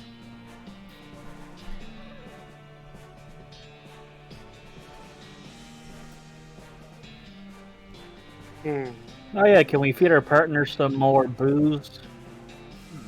I think we've picked up a fair bit. Not sure if we can. Sneaky, I am sneaky. From the sound of it, you say this doghouse contains an angry dog. This doghouse contains an angry dog. This doghouse contains an angry dog. Very funny. You're not gonna be able to get past it without luring the gang inside the house. Bringing them on or back off for now? Probably back off.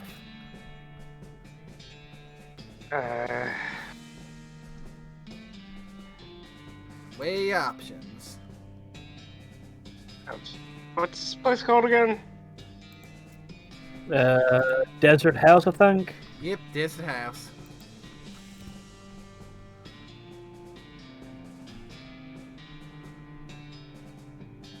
Oh look, puppy in the doghouse.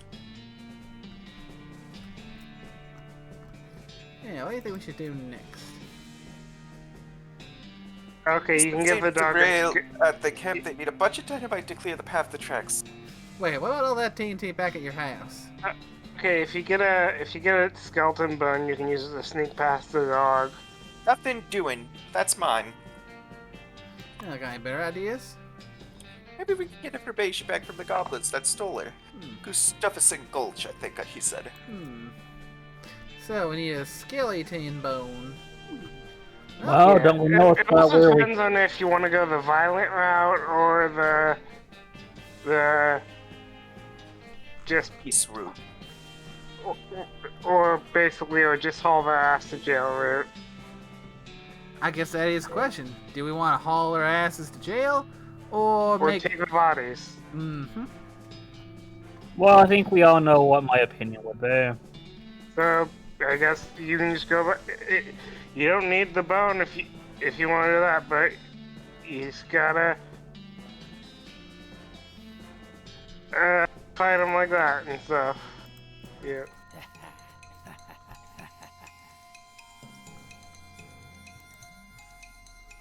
2 AP for the bean wall.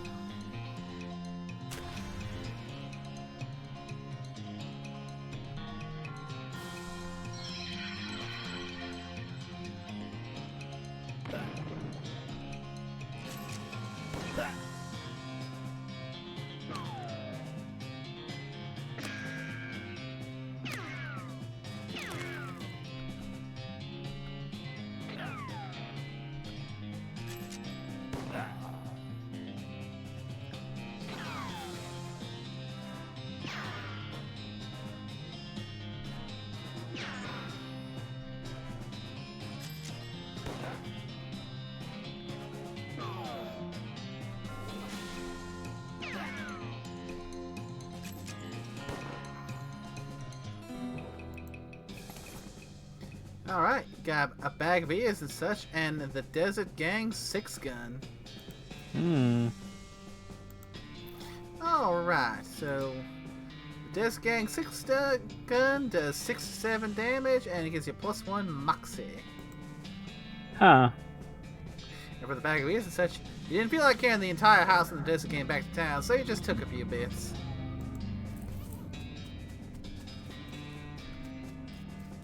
Sounds good to me. You probably gotta go on the other side of the fence. Oh.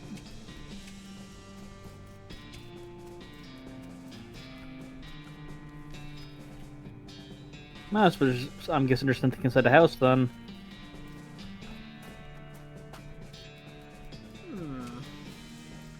Guess we can't get...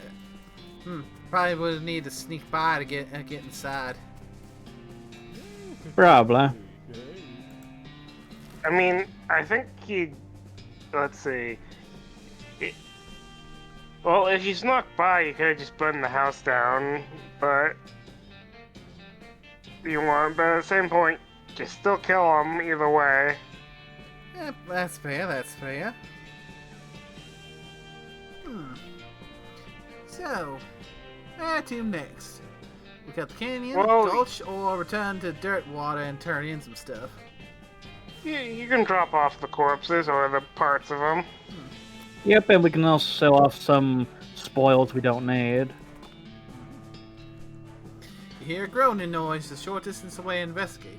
A cowboy is sitting against a rock with his leg bent in a way that seems incorrect. What happened?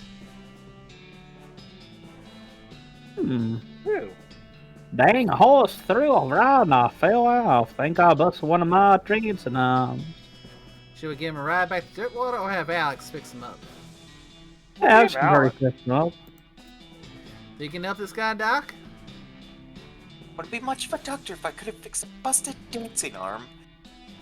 Alex grabs some gauze and stuff from a bag and sets and splints the cowpoke's leg. Well, that there's some fine work. My thanks to you, Doc. Don't mention it. And 15 experience points. Also, you like how the the horse trail isn't even when you move? Yeah. It's like the horse has inherited the stupid walking. Oh, yeah. Well, you have to make it the next day by sleeping. Actually, you might as well try that. As far as I know, you're not here for achievements. You're not trying to beat it in one day. Fair, fair. Let's give her what's left of the Desert House Gang. I'll take you. Well, this is certainly a bag of 70 years and teeth and such. Which gang was this? The House in the Desert Gang. I'll take your word for it. Good job. You gain 500 meat and 33 XP. Oh, I think I spot. Yeah, a new poster.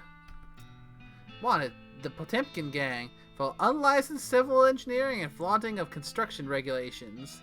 Last seen in an unregistered settlement north of Dirtwater. This poster shows the location of the suspicious city the gang's hiding out in. Want to go check it out? Found a new map location, the Potemkin Gang's hideout. That sounds like we can go rustle them up. We still got our 2 buffs. Yeah, technically 3 buffs. Well, we might lose some if we sleep, but at the same point, you also get mail and stuff. And you can get angry again. Yeah, because I think the only one we can't redo again is to turn up. Yeah, we just had to eat something else.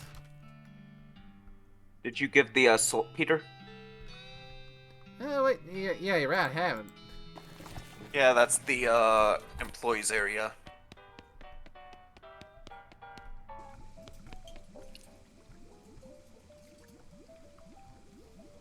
Who was this again? Have you got saltpeter yet? Yep, got it right here. That's just the thanks. I think that was me, but at the same point, who cares? Okay, the next thing I need is a certain kind of hot pepper. It's called a murder pepper. Because it's really spicy? Because it literally has a knife that kills people who ask dumb questions. They grow in the area outside of town. Find one just one for a while. Okay. Because it has a knife and murders those that ask questions. So you gonna go to bed or? I reckon, well, we've crossed the 3-hour mark, so I reckon we can go to bed and wrap things up for tonight. At some point, might check the mail too. After you go to bed. Right. You go to sleep. You dream that you're locked in jail with a wolf in your mother's clothes in a fancy French restaurant, and then all your teeth fall out. You wake up screaming. Well, Okay then. You wake up feeling refreshed and restored, and hungry, and sober. Let's mosey. Day 2. Yeah, let's come a little Suss's Maine. Yep. May. Oh. Oh. Okay. Looks like he's in a lot of pain. Check on him. You okay, buddy? Pretty sure my leg is broken, so no. What happened? Traffic accident? No, it just sort of broke all of a sudden. I guess I don't get enough vitamins or whatever. Good nutrition can be difficult to find in this day and age. I'm gonna need some medicine for this. Can you help me? Sure. Thank you. There's a mission up north and there in a hospital and sell medical supplies. Can you give me some broken leg pills? Discovered a new application. Rescue mission. Broken leg pills? Is that a thing? Yeah, that's a thing. Don't have any with me. Sorry. Huh. Okay, coming right up. Oh, we plan to do that and we're just like, leave us that man outside.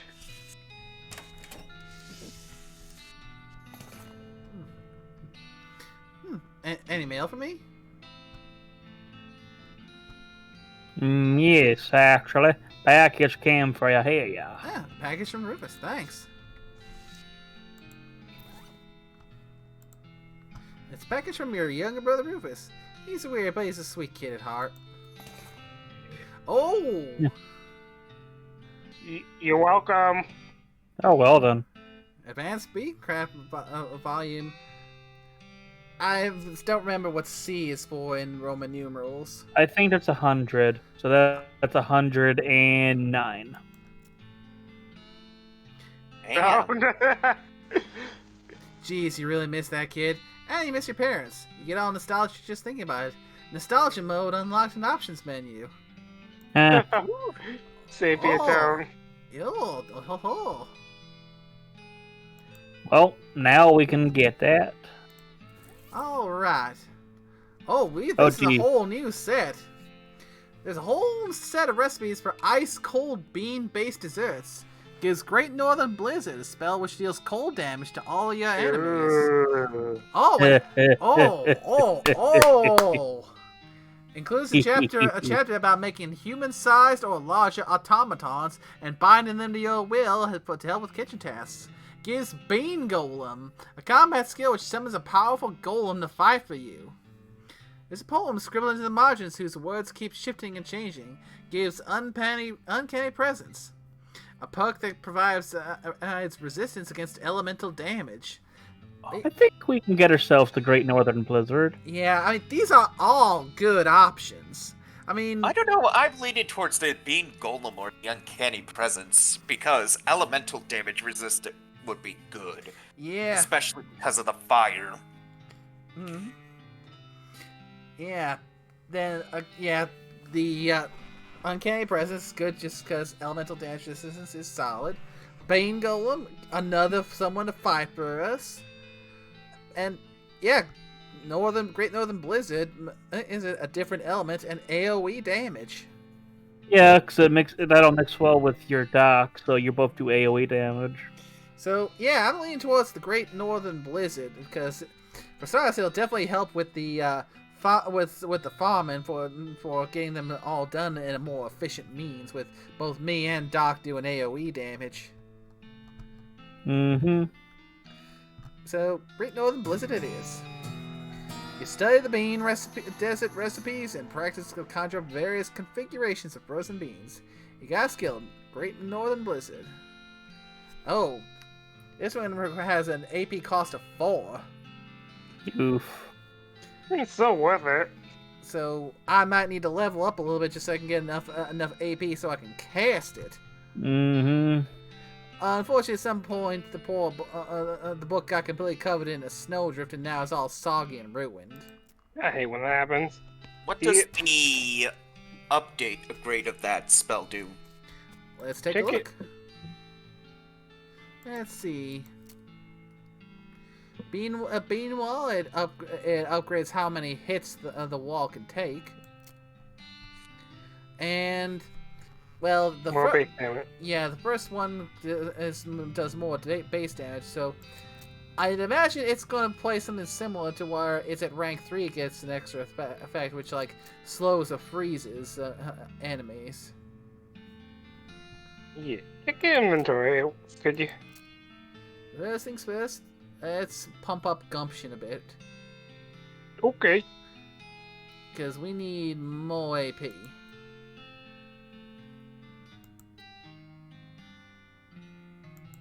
There you go. Alright, one more will give us an additional AP. Now, what was it you wanted to check? Inventory. Alright. Yeah, we got a bunch of stuff we can sell. That too.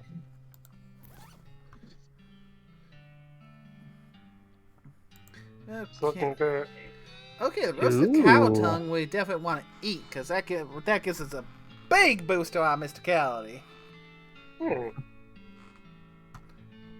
I guess he didn't get it. I thought he would give you a thing for your room. Demi-culverin cannonball. Made to fit a demi-culverin and a cannon with a bore diameter of 10 centimeters. No, Do you no do you damage. recall what Demi's culverin is? Oh, if you keep getting postcards and sending them to Rufus, he'll send you stuff back like that. So you Nice. need to find more postcards and send them to little brother. Mm-hmm. But yeah, the Demi culverin is what you saw, like, say, in Curse of Black Pearl. That smaller, like, cannon that's like on a little swivel. It's like a smaller, like, punt gun. Definitely useful. Ooh.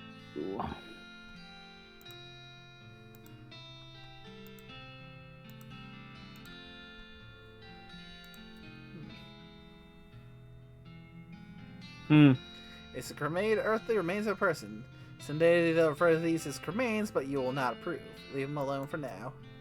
Because that's all part of that whole, Ritual. yeah, whole ritual, so we need that.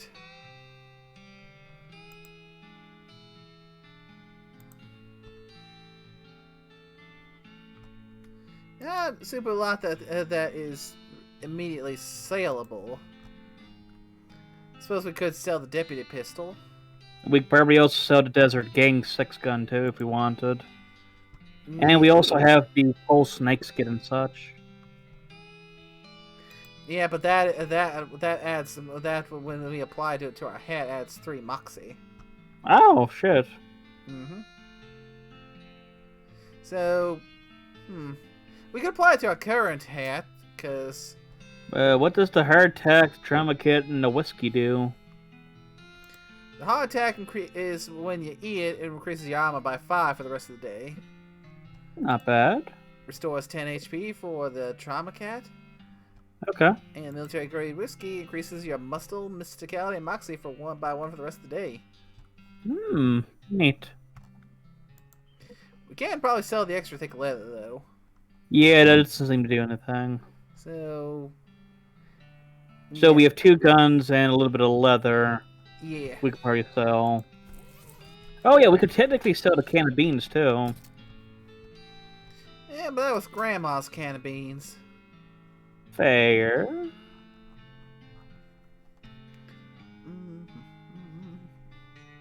Plus, it's an unlimited amount of beans, even if they are terrible. Unlimited beans.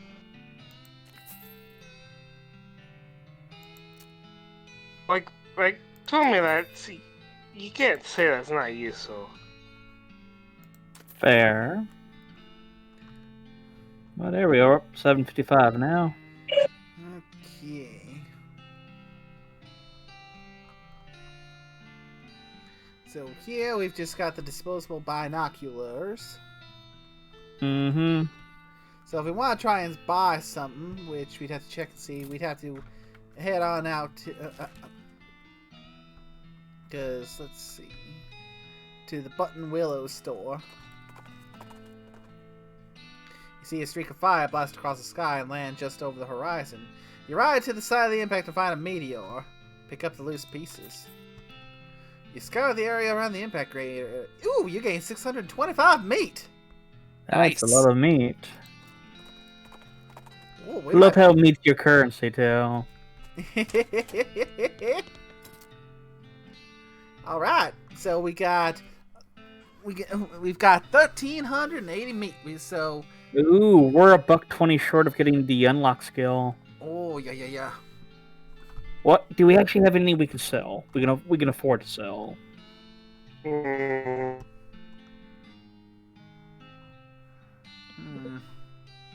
I mean, if anything, you can quickly do if you do a few Hey. things, do a few quests.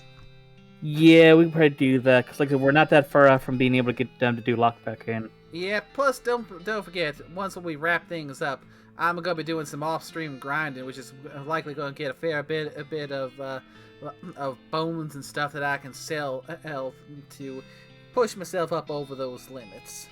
Indeedy. So, for what we have currently available, we could get the next advanced beancraft book and get another spell. Not a bad idea. Mm-hmm. Technically, we Yeah. could also get the crowbar too if we were so inclined. That's an option. Yep, because We could get the book and we could get the crowbar.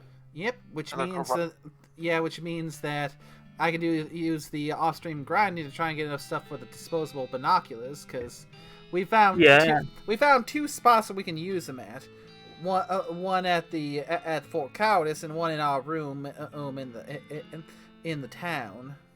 Yep, and you can also spend the time to get enough money for that book. Yep, not to mention the hammer and the pickaxe. Yeah. So yeah, Ooh, that's good points. so yeah, I'll see how much I can get between now and the next time we come streaming this. If y'all are feeling like streaming more of this. Yeah. Definitely interesting. Mm-hmm. So Ladies So- and gentlemen, we got him. So yeah, let's get the advanced beancraft Mhm. and a crowbar. Yes.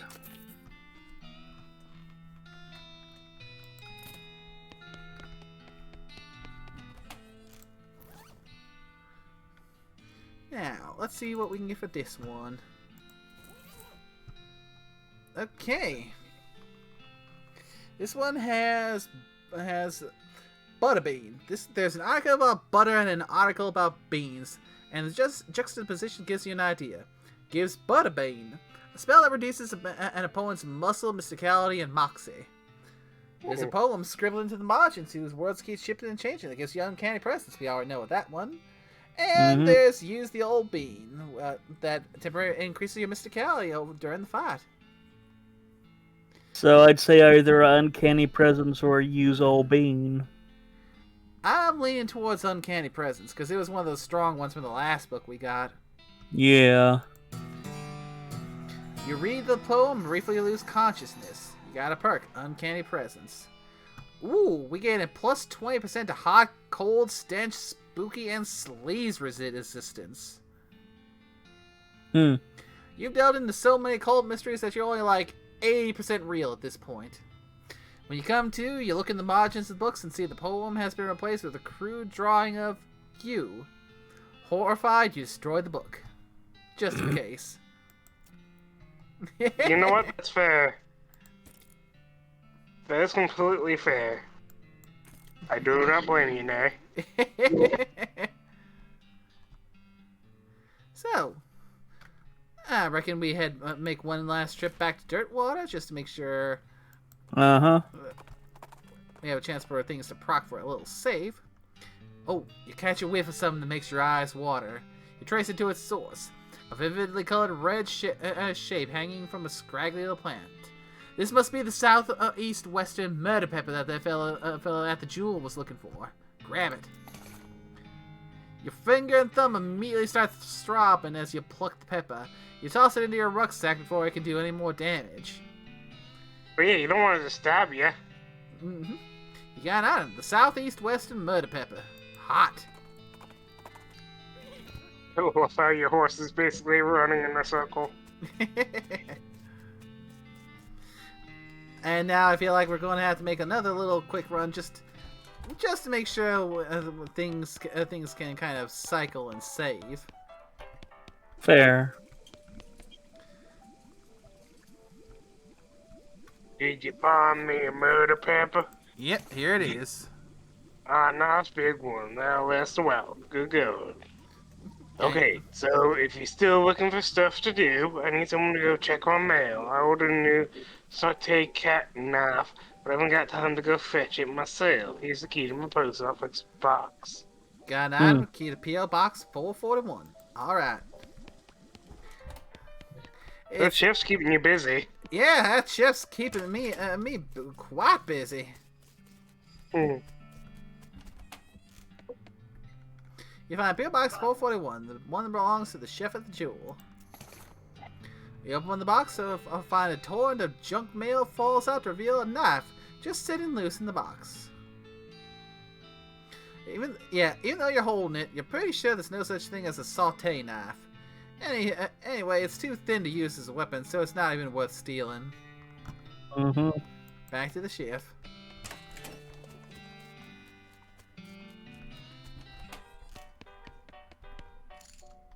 Yep. Wrong door.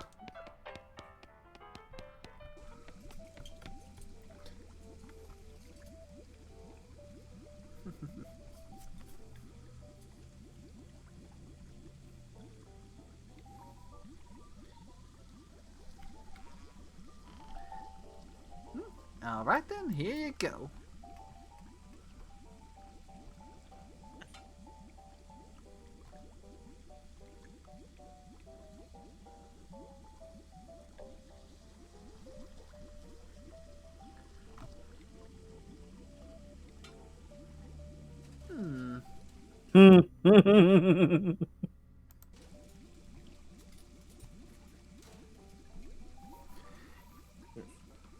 Now we gotta go grave robbing. Very secret jerk sauce from Dave J. He took a secret to his grave and he was let his experiment. You want me to dig up his grave? Well, He's okay. dead. He won't mind. Well, we were gonna go to the graveyard eventually for the off-screen grinding. Man, this guy's just give me. Okay, I'm getting ready to wrap up. One more thing. I like how even though we can technically do it next time, we're like, you know what? We should wait. We should do it now. As you turn a corner, you come face to face with three bandits pushing a large barrel marked TNT down the trail. The four of you you stare at each other for a moment, unsure of how to deal with this potentially violent happenstance. Fight them. We don't have enough outfoxing for this. Nope.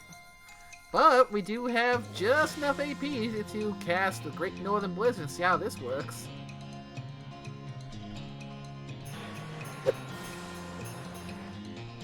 man. Wow. And whiffed. Because it's a range attack and they're covered.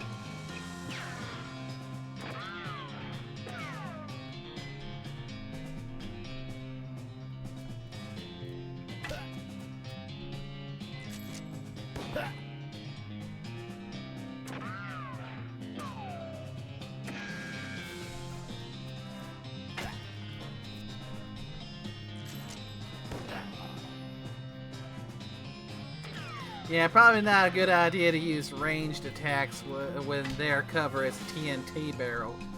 Yeah. Fortunately, Doc Alice's thing don't count. You attacked the TNT barrel instead. Oops. Thankfully, that didn't do anything. Oh, you got out a bandit pistol and 27 meat. This one does 5 to 7 damage.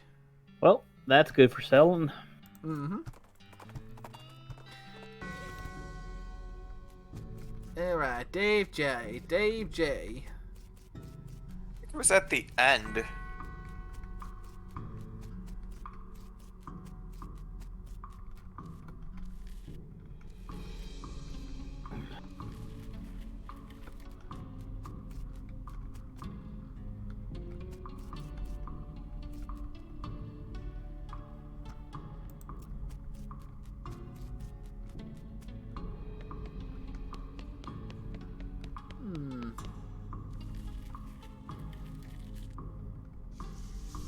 Dave D. Dave G.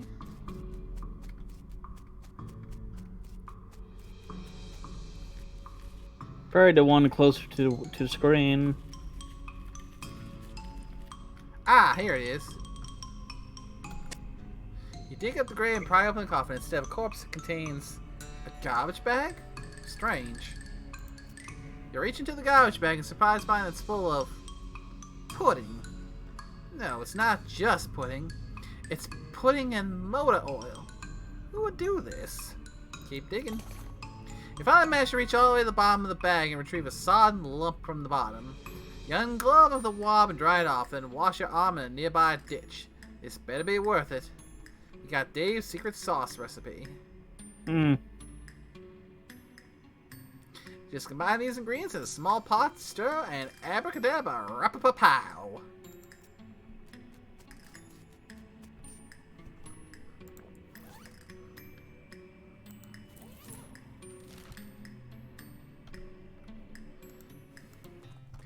Now, oh, a hell cow. Ooh, we can take it. I'd say let's just go crazy with it. It's not gonna do a range attack, so we probably just keep hitting with lava fava.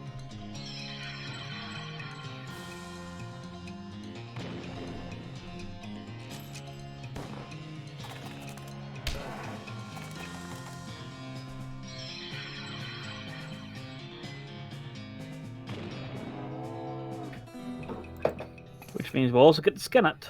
Yep. Ooh, and we got another tongue too. Yep. And some extra tickle leather. Mm-hmm. Alright. Is this gonna be the last of what you're gonna be asking for us? Yeah, there, he did say that was gonna be the last one. Got that recipe yet? The one my jerk friend Dave J took to his grave? Yep, I got it. Hey, thanks a million, buddy. Now my slop will be world famous. Here, let me give you a little something for all. It fell in the slop, but it's still good. You got an item. Sloppy Chef's hat. Oh, look at this Oh. +3 mysticality. Uh-huh. All in a day's work. So what does our current hat give us? Our barely enchanted hat gives us +1 mysticality. Ooh, well, there we go. And I reckon we can use the coal snake skin on this one. Yeah. You put the coal snake skin on your hat, making it slightly blacker than it was before. At least in the area right above the brim. Alright, so we got the +3 mysticality and +3 moxie from the snakeskin hat band. Uh-huh.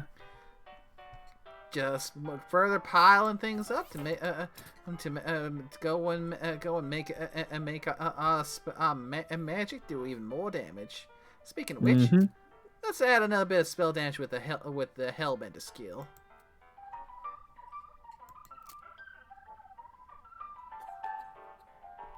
Oh, and glamour for the meat gains and item finding bonus.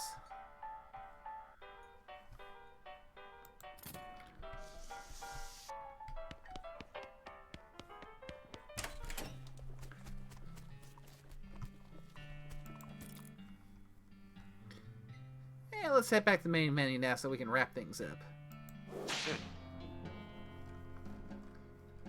Alrighty. And that was West of Loathing. So, this guy asks, what do you think, Orsk, with your first impressions? It's amusing. Good. We must find more spittoons for Orsk. Oh yeah, we have got to find all them spittoons. Remember, keep your eyes peeled for those spittoons. But Yes. You see the cows, just wait till you see the clowns. I see. well, we'll have to look forward to that for next time. So, thank y'all all for coming and joining the call. Scorpio, or nickname. A pleasure as always. And thanks to everybody who came by to watch. Hope y'all had a good time, cause from what the others were saying earlier, it seems like I was the only one on tonight streaming this particular game. So, via technicality, being the #1 streamer for this particular game, for what little bit of a win that can be.